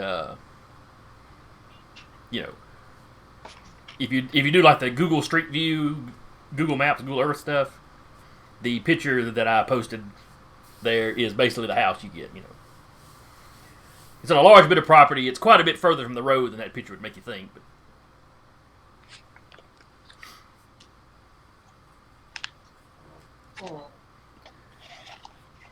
and of course, the day of the attacks,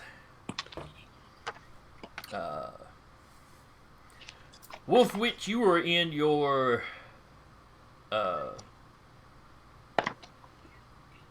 shop.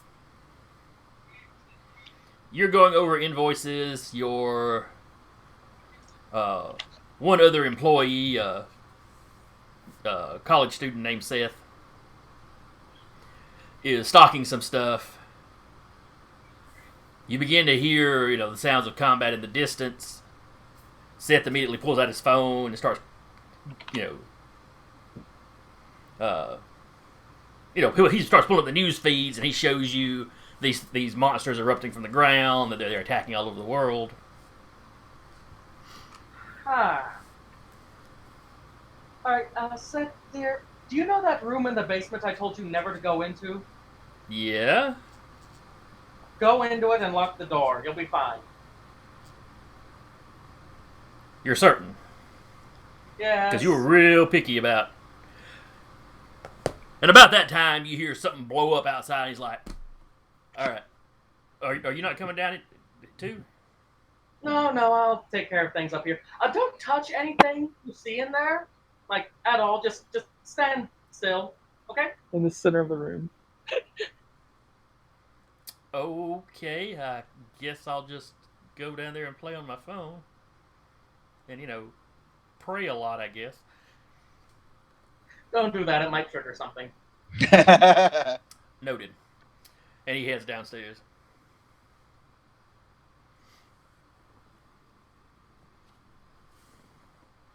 I go retrieve that letter and break the seal. Okay.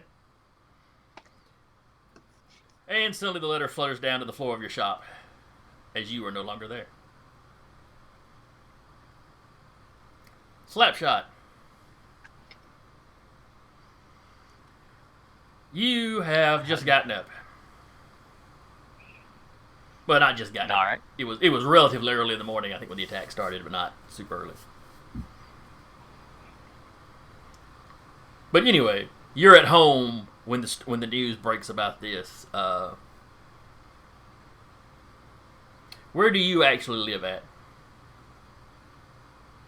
An apartment, kind of near the hockey ring. Okay. Now, you said you live down somewhere around Georgia? Yeah, a little off of Atlanta. Okay. Living in a kind of a suburb of Atlanta, No attacks seem to be happening in your immediate area. Atlanta is being attacked. But the smaller communities like you're living in, you're not seeing any reports of anything going on there. But you see on the news where, capitals around the world are being attacked. The government is mobilizing the Heroes of Spear.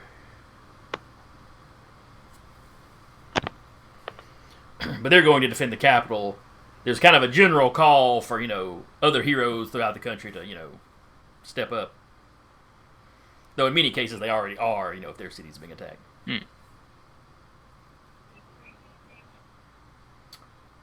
Well, what do you do? Kittens. Now, I'd also received one of those letters, right? Correct. And it said to crack it when stuff started happening, right? It said that some sort of major disaster was on its way, and you would know what it was when you saw it. I will confer with my tag team partner.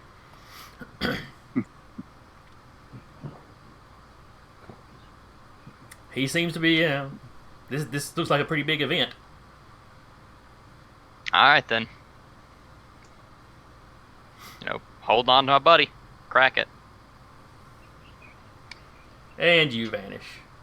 I'm in my hockey, geared up so I'd have my costume on. Yeah. But I mean, really, if they already know where I live, it's not really a surprise if they know who I am. Everlast. Mm-hmm. What does Everlast do on a regular day? Well, that's a good question. I right now I'm going to assume that she's still on the run from the Steel Sect. That's the name of the enemy occult that's been, or the enemy cult that's been chasing her around, and that also busted up her, the group that she lived with, that she grew up with. You said it was the Steel what? Sect, SECT. Okay. I might change that name for something that's easier to pronounce. No, it's fine. You're running from the SS. Gotcha. When you put it that way, I'll definitely change the name of something. But I think I guess she's just living on the street at this point. Yeah, I haven't really thought about what her normal life is, but I guess that would be it. So she is just flat out on the run. Yeah. Yes. Moving from city to city, doing what good she can when when she can. That's right. Yeah, just trying to follow in the example of Zansu, her I guess the champion to whom she is hosting. So a few days ago, you when you came back to the abandoned building that she was that you were staying in, you found one of those letters. You've been out hitting a local soup kitchen to get some breakfast. Mm-hmm. When some of the people working at the soup kitchen start getting really excited, and one of them runs out and changes the TV over to the one of the local stations that's playing the news, and you see these attacks are going down. Mm-hmm.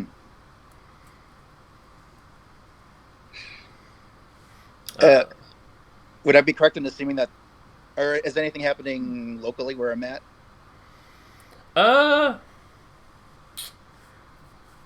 What city are you currently in? I would probably be. Oh, I guess. Anywhere in the U.S. is fine. Yeah, probably. Let's go with Ohio since that's where I grew up. Okay.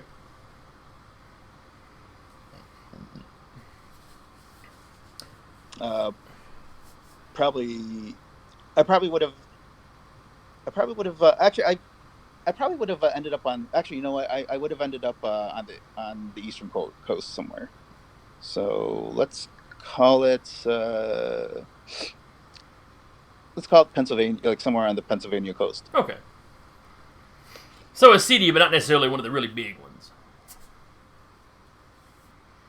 Just some miscellaneous town. Yeah, wait, yeah, it is on the coast because there's Philadelphia. Yeah. It's got some. Yeah. So no, not in your immediate area. Philadelphia is being attacked. The bigger cities in the state are being attacked. This one seems to have avoided any attention so far. Mm-hmm. Yeah, because otherwise I might have been tempted to stay behind and join the fight. But I'm gonna take a letter and hope that whoever sent it. Well, first of all, you know what? What if I probably have a lot of doubts going through my mind. Like, what if this is a trap? What if it's the Steel Sect? But I will. But knowing that action would be better than action at this point, she's just going to hope that wherever she ends up will be a rallying point for defending against this invasion that's just started. So she will go ahead and crack the seal. Now, you do that just standing in the middle of the dining area of the soup kitchen? Oh, that's a good point. Yeah, I'd excuse myself. I'd go to the back and do that because I assume that the place is with the place being evacuated. If we're not under immediate attack, I mean, I'm sure people would be concerned and might still be at the what do we do stage, and maybe in that hustle and bustle, that's when she'll sneak out and go ahead. Well, it's easy enough to do. I mean, So everybody is riveted to the TV. Yeah. They're asking one of the guys with his cell phone, if there's anything going on local, and he says he's not finding anything. So. Mm-hmm. Yeah, so I'll do that. Okay. Anna, what would the architect be doing on any given day? She's probably spending time in her vacation home in the Hamptons. Okay. Not really doing anything, just kind of, I don't know, a hobby, painting, I guess, Enjoying immortality. and immense wealth. Watching some TV or movies about immortals that get all emo because they live forever and laughing at them.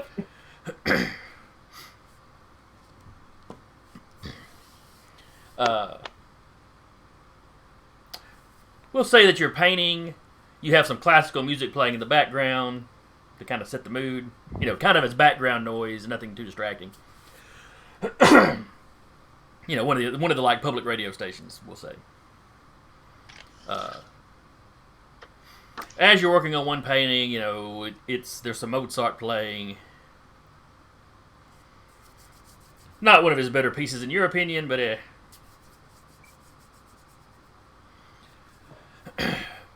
when it is suddenly interrupted by the news. They begin talking about these attacks. Creatures coming up out of the ground. The army's mobilizing. Heroes are mobilizing. At first, they only talk about the local cities. And then they come back on talking about how this is a global phenomenon.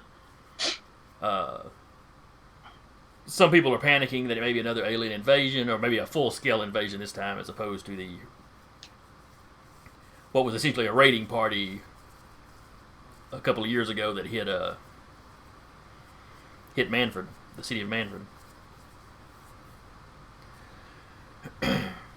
As this is going on, you remember that letter you got.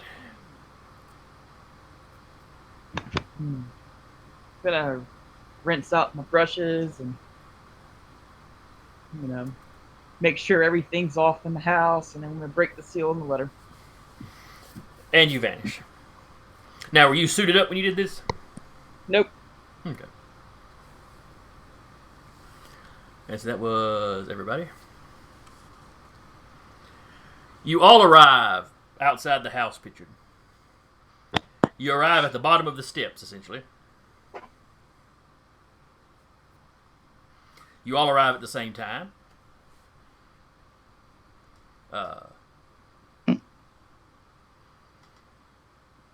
Let's see.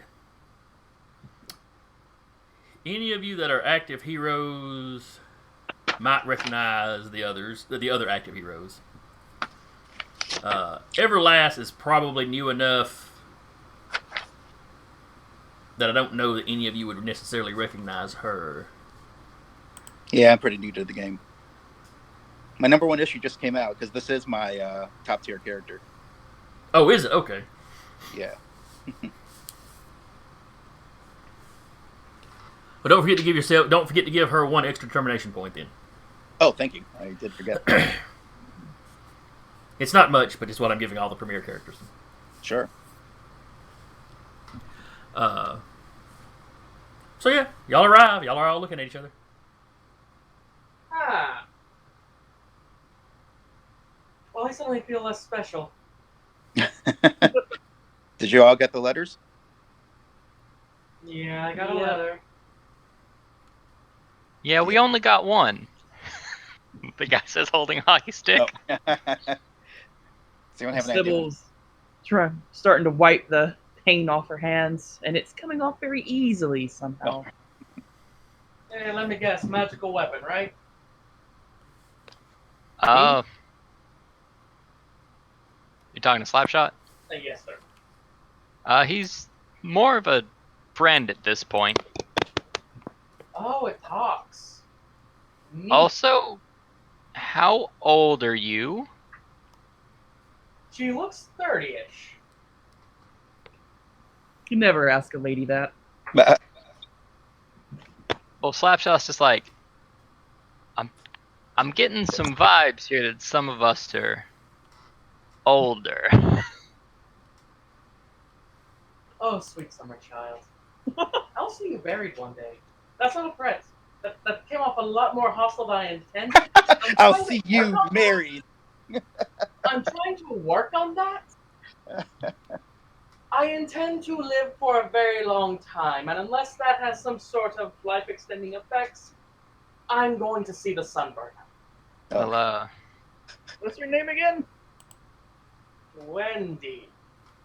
I mean, howdy, Wendy. I'm Slapshot. Hey, Wendy. I'm Sybil. do I know you? Maybe. We should hang out more often. Right. So I take it no one here is the person that invited us. No. Apparently not. Do we know anything about who sent this letter? You do not. It was not signed. Shall Oh, we I knock on asked the door? other people that. Oh, sorry. No, my letter was anonymous. Me too. Oh, you know what? One thing I would have done. Would I recognize the seal at all? Is there any pattern that I might have recognized? I have a bit of occult training from my upbringing. Give me an occult. Any of you that have occult, give me an occult roll. And that'll be intellect. Yes. All right, just establishing the role builder thing now, and here we go. I generated an 8. 14. Ooh.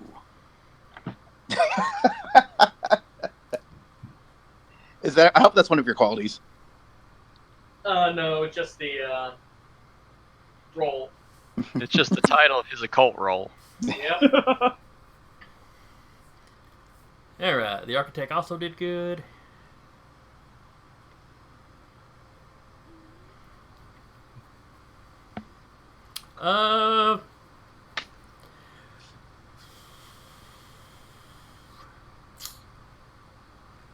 Yes. The seal is a sort of... It almost looks like an old school European family crest. That all of you that rolled, basically. Because let's see. Everlast got an 8. You got to beat a 6. Everlast got an 8. Wolfwitch got a 14. Architect got a 10. Slapshot just don't know.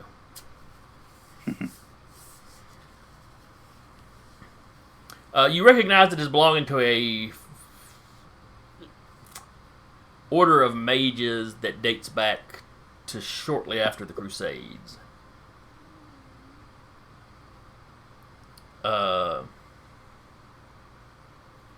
You don't know them being super active lately.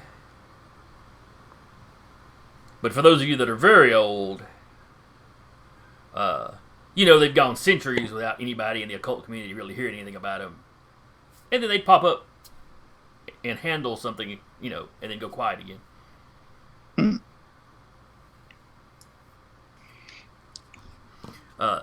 They don't really have a name for the order that you know of, but they have been seen wearing these crests or using it in situations like this.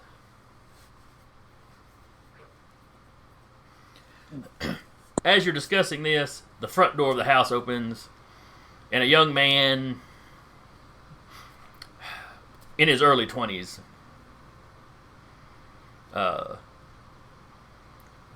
wearing a suit, looks like typical, office suit kind of thing, of a stylish enough cut, and the way he's dressed, he fits in with the surroundings. He doesn't come down the steps to you, but steps to the edge of them. Oh, good, you came. Well, most of you anyway. Please come inside. We have much to discuss.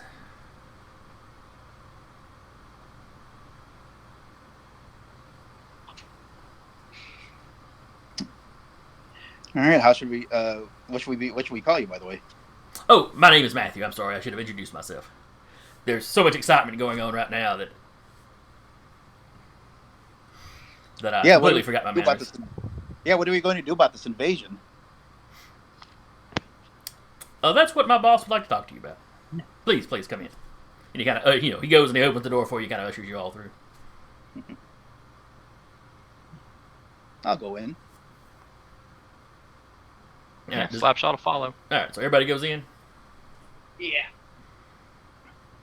Yep. He follows behind you. The moment he shuts the door, he is no longer wearing a suit. He is now in a set of robes.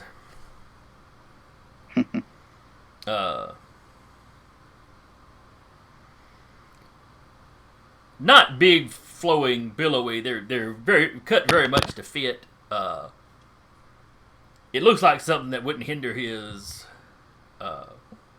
range of motion at all. It's got one of those family crests on the shoulder. He, as far as his face and all, and hair and all that, he still looks the same. It's simply the clothes that changed. He steps out in front of you. Please come this way and welcome to the Crucibellum. And he kind of gestures at the house.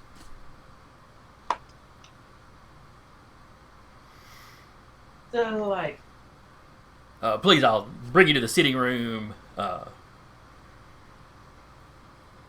your host should be with you shortly. As you go sit down, he asks you, would any of you like a drink? only if it's not an inconvenience. Only what? Only if it's not an inconvenience. Oh, not at all.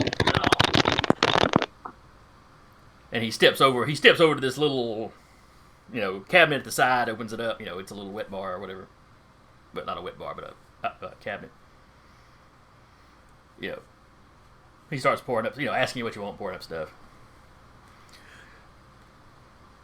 Suddenly, by the fireplace in the room, there's a puff of white smoke. That, it appears very thick and then dissipates almost immediately. There's no odor associated with it. It doesn't smell like smoke. And when it dissipates, standing in its place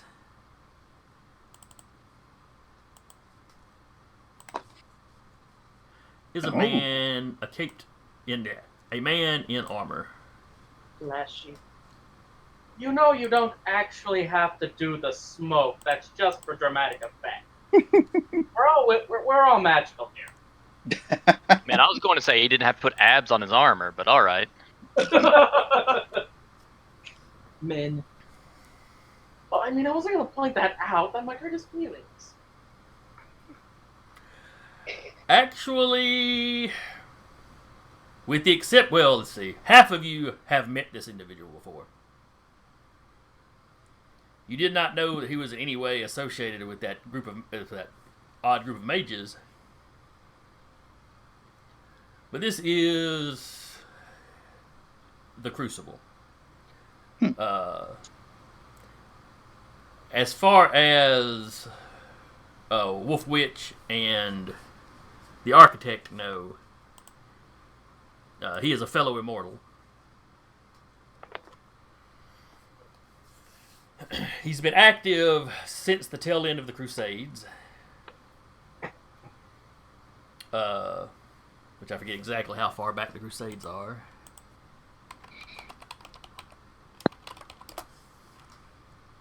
Let's see, 1095 through 1492. Oh. And let's see, how old was the Architect?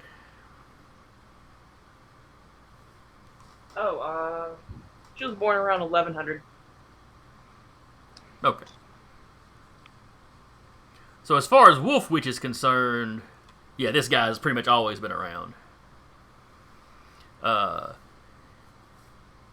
You were, well over. You were a couple of centuries old when the Crucible came on the scene. You remember rumors of someone similar to him prior to that, though.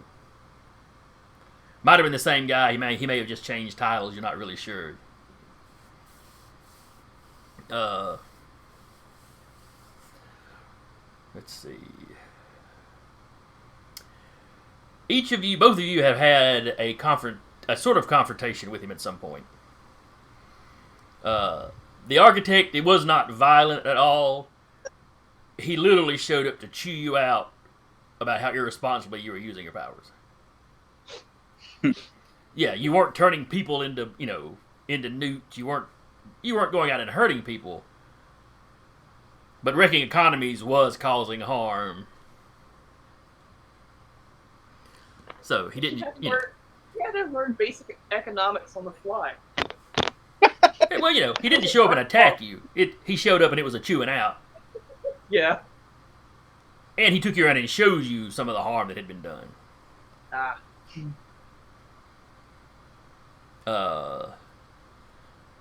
Wolf Witch, you had a somewhat of a fight with him. You had killed a couple of individuals that you knew they were guilty of stuff. He did not know they were guilty of stuff. But you eventually kind of sorted it out. You're not certain of everything he does. You know he is a mage for sure. The armor seems to make him quite durable. His favorite attack is a whip made of light will appear in his hand. That does not do physical damage.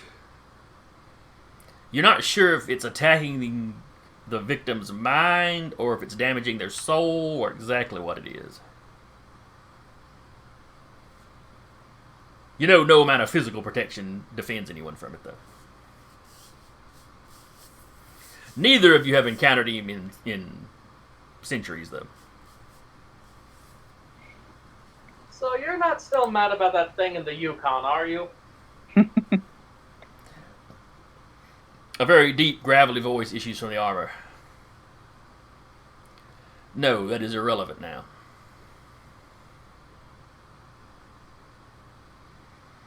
We have a crisis on our hands. An invasion, if you will, from a neighboring world.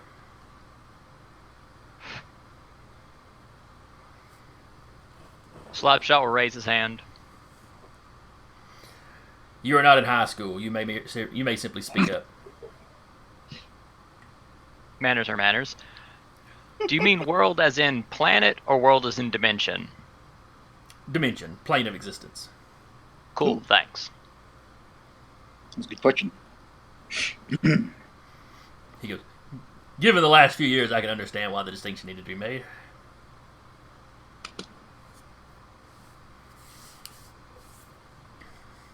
I have summoned each of you here. And then he kind of looks. Not everyone arrived. Oh, well. We will work with what we have. At least I know we have some experience. And he gestures to an architect and a wolf witch. She winks back. Seriously, I know I've seen you somewhere. Ah, screw it.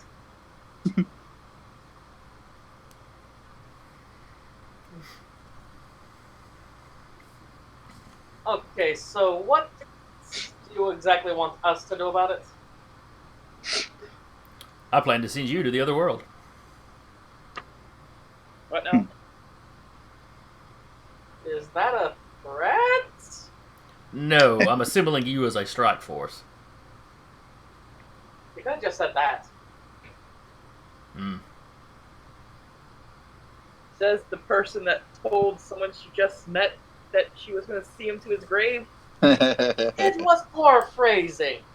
I'm not used to being polite. You do look familiar. Perhaps this was a mistake.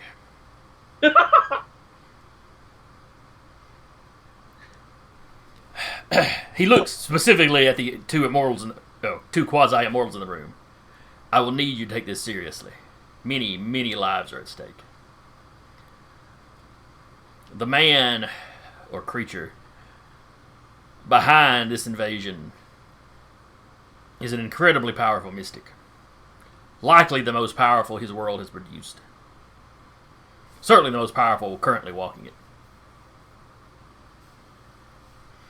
I've been aware of their world for some time, but they were not aware of us, nor would they have had an easy way of accessing us. Unfortunately, someone from this world made their way there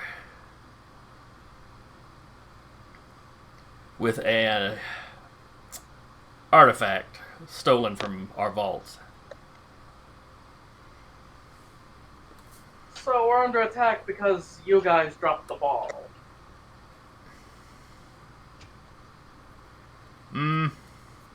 Not sure I would phrase it quite that way. There was a betrayal within our ranks, though.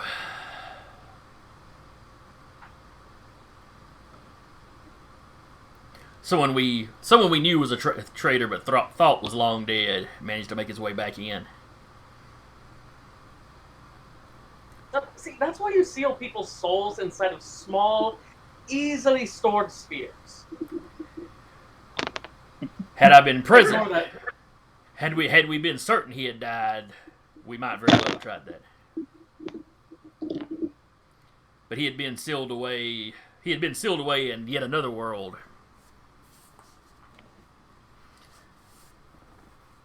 Where we thought it would no longer be an issue. But some mere 60 or 70 years later, he managed to escape.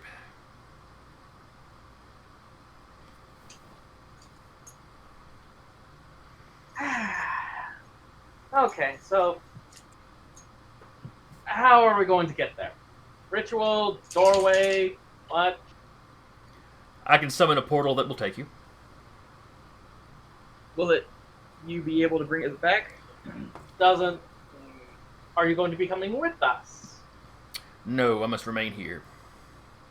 Okay, then how are we getting back? Well, I suppose he's going to hold up at the portal. That seems like a bad idea.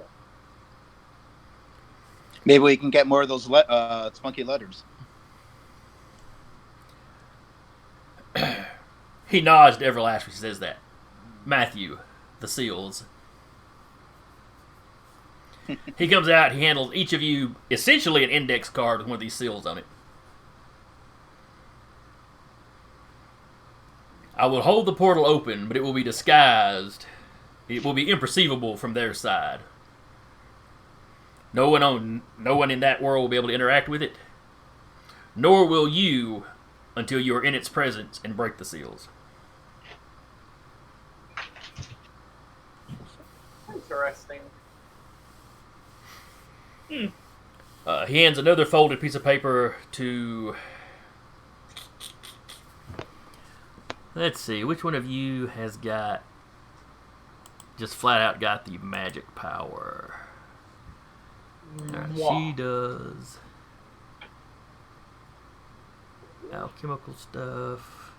It was Wolf Witch. That's right. Wolf Witch has got magic, but she's mastered the shape-shifting stuff. Yes. Okay, that's right.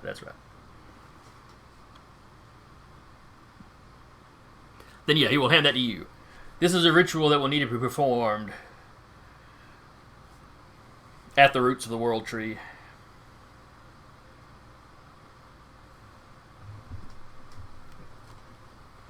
It should separate our worlds again.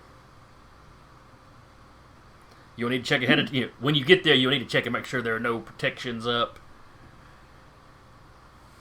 He will undoubtedly have other mages on hand. You may have to deal with them.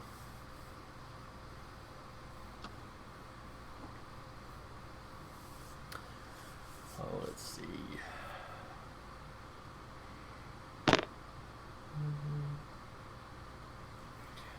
He tells you, I don't know exactly what you will face on the other side. Most of his army has come through already. But I'm sure he will have some lieutenants, some, mages and powered beings from his world there guarding the tree. The older two of you know exactly what he means when he says a world tree.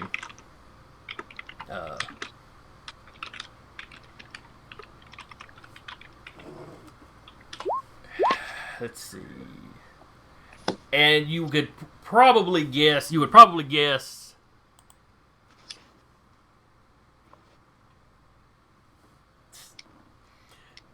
have guessed that for the world tree to be involved with tying to this world, the artifact taken was probably a cutting from the world tree or something. Wow, you guys really messed up. We were not the one that took the cutting. We had merely contained it and prevented its use until now. Was it indestructible? Essentially. No, not a whole Destroying lot it would have you done could've more there. damage than we felt was worth it at the time to the world.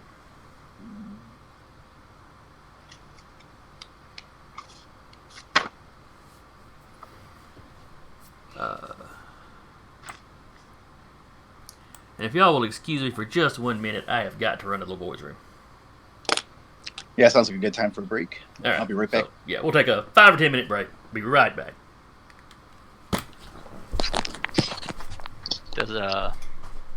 Guess nobody wants to tell him that 10 minutes. We'll put it at 3:50, and we end at 4. Oh, that's true. That's the point. Oops. I feel like he's gonna come back from that break and then realize what time it is. Be like, oh man, I guess it's a good time to just break the show. Oh, maybe it was just that much of an emergency. He held out as long as he could. All Alright. I'm kind of happy with this group because this is one where I can just sit back. Because Slapshot will know nothing of what's going on. Like, he'll get it in vague terms from his hockey stick, and that'll be about it. Yeah, I have to make a. I was assigned to make up a nemesis for a Slapshot, and I think what I've learned today about the character kind of opens up the possibilities.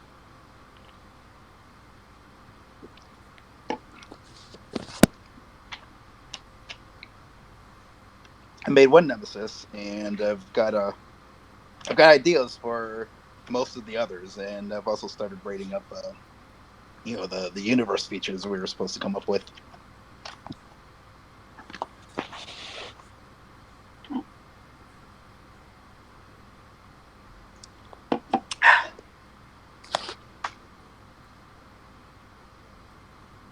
Yeah, once this story wraps, I'll be interested what features he takes and starts building with. I'm about to add kind of like a superhuman lobbying group, because I rolled up power politics as one of my features, And I think I'm coming up with something. I think I'm coming up with basically the group that's responsible largely responsible for why the government hasn't really gotten involved in superhuman affairs until just recently with the establishment of Spear. I was scared. You almost said something that's copyright right there. Right. It's like, whoa, whoa, whoa. I don't know what number we are, but this is not Earth 616.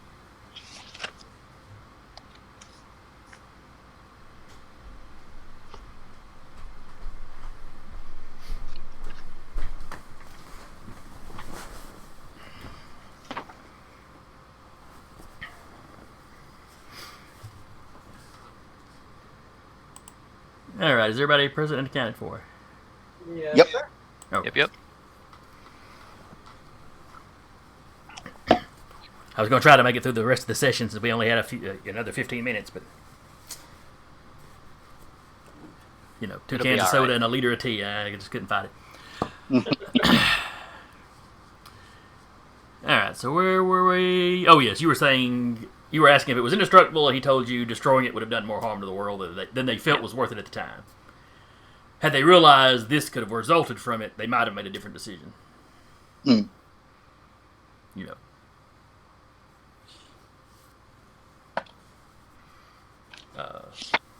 Slapshot will pipe up again.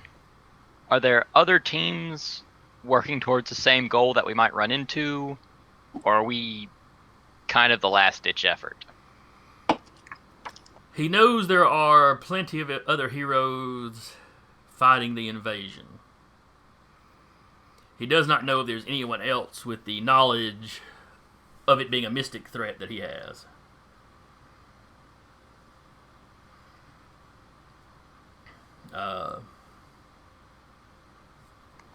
So this is kind of the first and last ditch effort.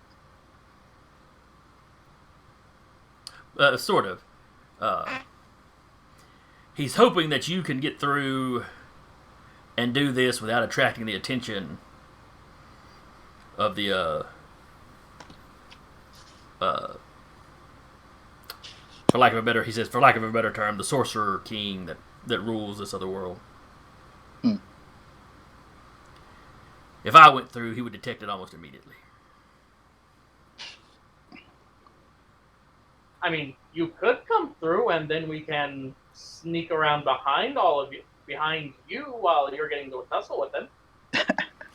As much fun as that sounds, I would have trouble holding the portal open, and if he killed me, you would not be able to get home.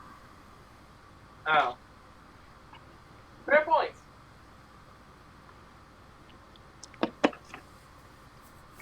And I would not want to risk leaving the world without my protection.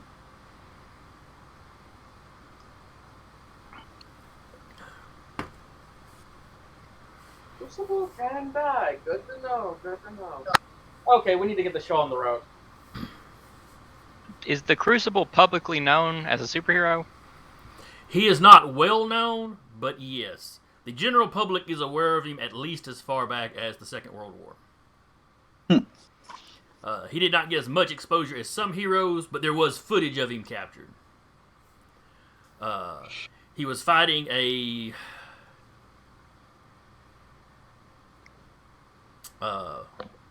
one of Hitler's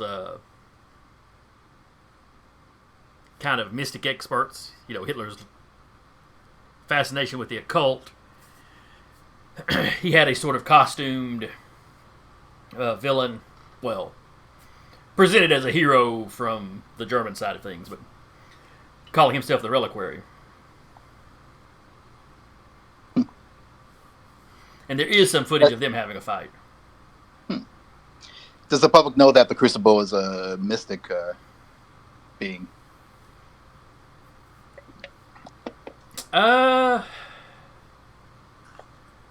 Eyewitnesses during the war, and in a couple of other, he's popped up a time or two since then. Usually describe him as doing magic. Oh, okay. So whether or not the general public not everybody in the general public necessarily believes in magic. Mm-hmm. They pretty much got to believe in aliens now. You've had an invasion. All right. Where prior to that, you had a few alien heroes, but maybe they were just mutants with a fancy story kind of thing. Mm-hmm. So, some people believe in the magical characters, and some people figure it's a gimmick.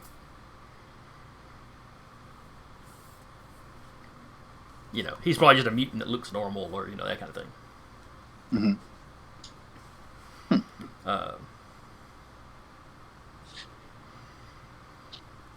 But anyway, I've assembled you because he gestures to the two ladies. Two of the ladies, for your great experience.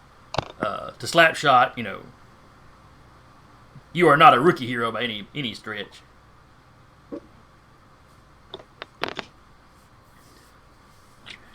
And then looking at Everlast, he's like, the legacy you carry, well, it's causing me to put some faith in you. That means a lot coming from you. Thanks. Still nervous about the whole going to another world thing, but I'll probably be sticking close to Slapshot because Slapshot's probably the only hero I've actually heard about before. I'm guessing. More than most likely, because the other two have only become really active recently, and you were probably already on the streets by that point. Yeah.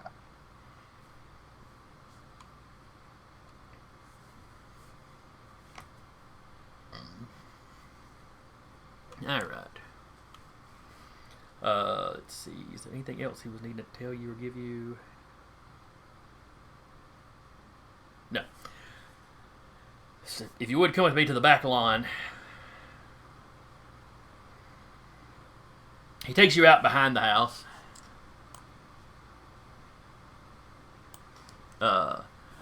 And there's a large hedge maze. Please come with me. The center of the maze, the veil between worlds is a little thinner there.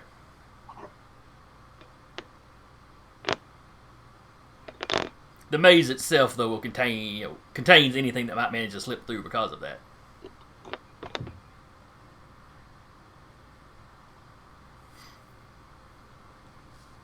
Do we see signs of that, like anything imprisoned in the hedges or some such? No, you don't see anything. Every now and then the hedges move. Every now and then it's like you can hear somebody walking on the other side of the hedges. Sometimes it sounds like they're running on the other side of the hedges. But you never actually see another individual.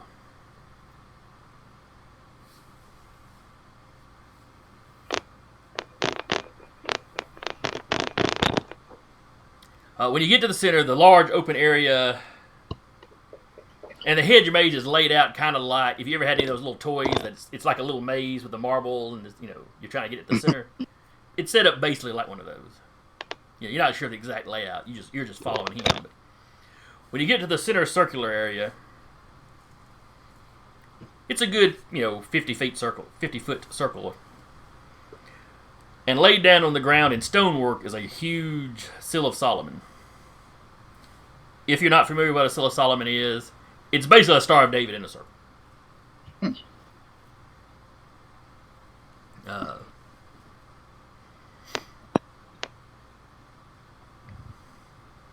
But it's one of those symbols, like a Star of David or a cross, truthfully, that, different cultures have used it for different things, but it tends to pop up everywhere.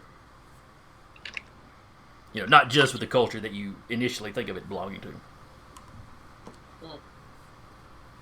I want to say some South American pyramids, have had them. But anyway, so old mystic symbol, For Slapshot, yeah, you look at that, it looks like something mystical. You couldn't tell him nothing about it, but, it just looks, that sort of thing. Yeah, Slapshot sees it and just goes, huh, cute. I mean, sorry, not me.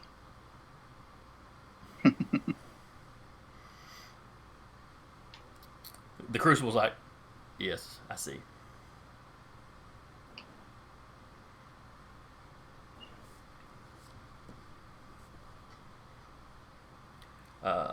The rest of you with mystical training immediately recognize what it is. It is a seal used to often used to, ward against evil, seal things off.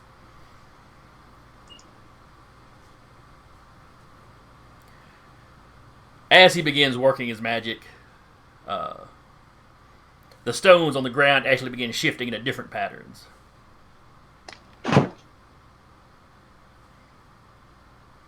And a sort of arc of light kind of raises up out of the ground. It glows around the edges, but all you can see is mist on the inside.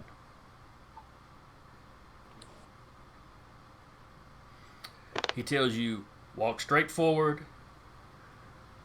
Do not veer to either side.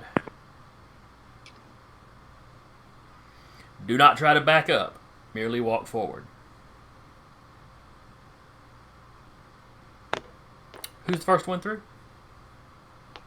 Sybil will go. You've seen this kind of stuff before, bah. You march through. Not that you've done a lot of dimensional traveling, but in your time, you have seen these sort of portals. You know the mist is basically a physical representation of the veil itself that separates worlds, yada, yada, yada. She always wanted to do this. You can't see the ground because of the mist. But it feels flat, level, even. There's no obstructions. You walk forward 10 or 12 feet from the feel of it.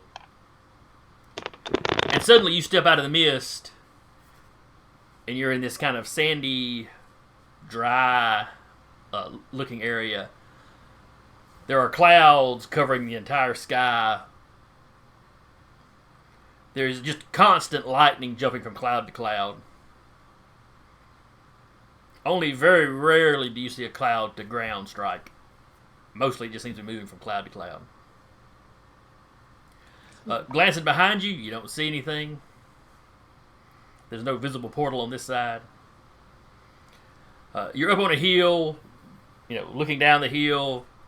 You see a large city. Most of the buildings look like they're made of some sort of adobe. They're flat-topped. In a lot of ways, the design reminds you of buildings from the Middle East in your youth.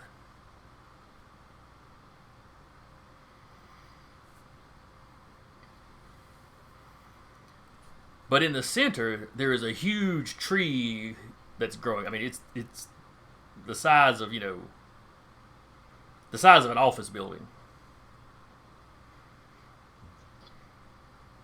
And while you've never actually seen the world tree, you have no doubt that that's what this is.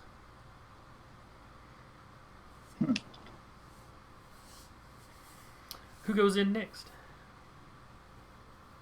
Slap shuttle, look at Crucible. After I go in, if things go wrong, but we finish the mission, can you tell my family? Of course. Thank you, sir. And don't worry, they already know about me being a hero. Found it terribly irresponsible not to tell them when I was a kid. Likely a good move. And then slap. And he and then pats you on slap the shoulder shoulders. as you go through. Yeah. If the worst should happen, I will let them know of your bravery. Thank you, sir. Yeah, slap shuttle, march on through.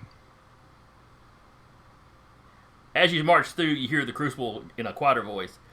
Yes, of course I'd come get you. I couldn't leave something like you sitting over there in another world. But you don't think that was directed. Slapshot, you don't think that was directed at you, though. I've had enough years of doing heroing and knowing, yeah, you're a weird magical tool. You're a weird magical something. To know, yeah, that was at the stick. Who's next through? Which will turns leans over the Crucible. In the very unlikely event I die, there is a young man in the basement of my shop. Could you let him out? Certainly. Oh, your city was one of the ones under attack. Yes. Okay. Yes. I will most certainly not leave a young man locked in your vault. God knows what he would find down there. I might need to get a mop bucket in that case. Yeah, okay, you know what? Young lady, do you need to hold your hand when we go through, or are you fine walking through by yourself?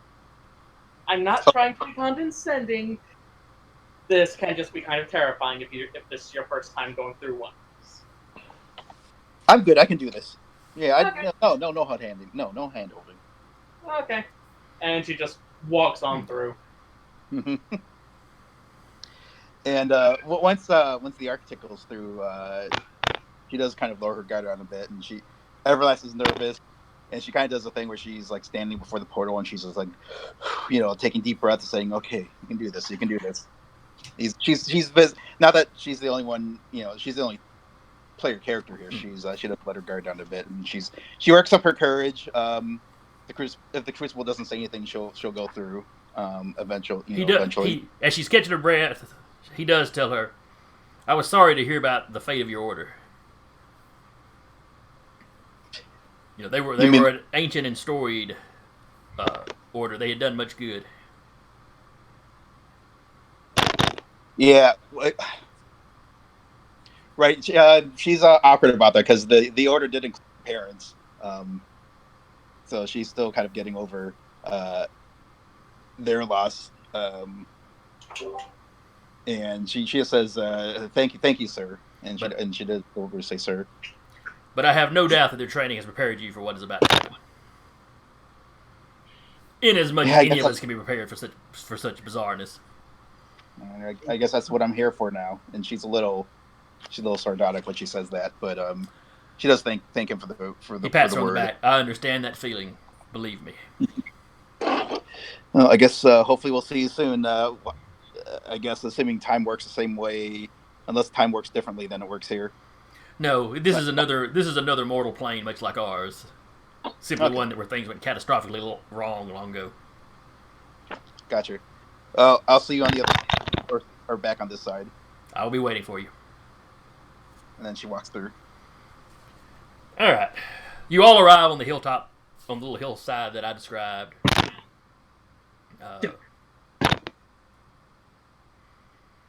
Let's see. Is the architect armored up now? Or which one was it? No, which one was it that wasn't? Somebody showed up uncostumed. It was the architect. Okay. And yeah, she's armored up. So we saw you slap your hands and summon stuff. Yep. Just as you're stepping out of the mist, you see her go, and suddenly she's in this armor, and you notice the helmet looks oddly like the Crucible's. Slapshot will go. Huh. Like Full Metal Alchemist. Yes! She finally lets her guard down. Full Metal Alchemist. I will show you when we get back.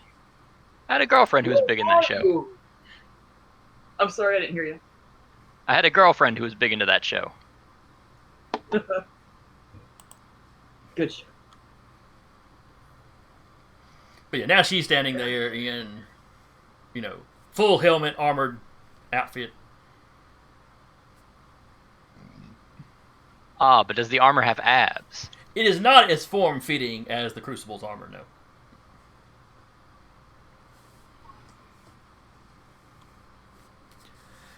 And this is where we will wrap up for the day. We will start up next session right here.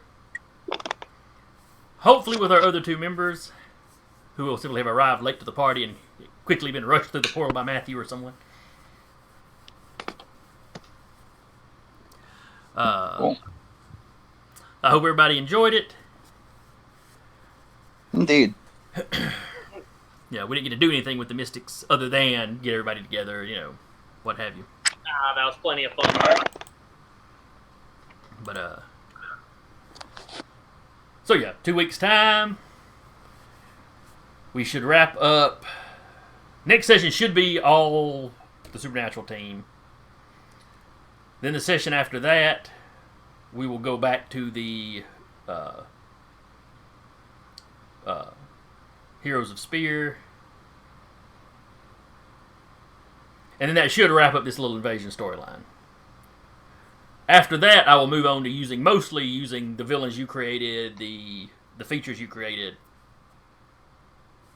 So any of you that have not created all of yours yet, get to work. Yeah, I know I've got a bunch of stuff I did. You have to create villains. Oh yeah, you weren't here for the creation. Yeah. Oh. Now hold on, time out. Were we supposed to stat the villains? Because I remember asking you about that, and you gave me a vague answer. I said you could stat the villains. If you did not want to stat the villains, you could shoot the ideal to me, and I would stat them. All right, cool. And that's right. We've still got to divide. At some point, got to divide up Anna's characters for y'all to make villains for. Oh, And yeah. also tell us what Anna's characters are. Oh wow, I haven't gone through the entire list. Well, we don't have time right now. No, I'll probably not right handle. I'll probably handle that in the Discord over the next week. If I haven't started in a couple of days, remind me. But anyway, we'll wrap up here. Hope anybody watching this later enjoyed it. If you're watching us on YouTube, of course, like, share, etc., etc. We're desperate for the attention. Please validate us. Again, I was the GM for the day, Jason, Nerd Eternal Network. And playing with me was Mike playing Everlast, Taylor playing Slapshot, Anna playing the Architect, and Zach playing Wolf Witch. And we'll see you in 2 weeks. Bye bye. See you.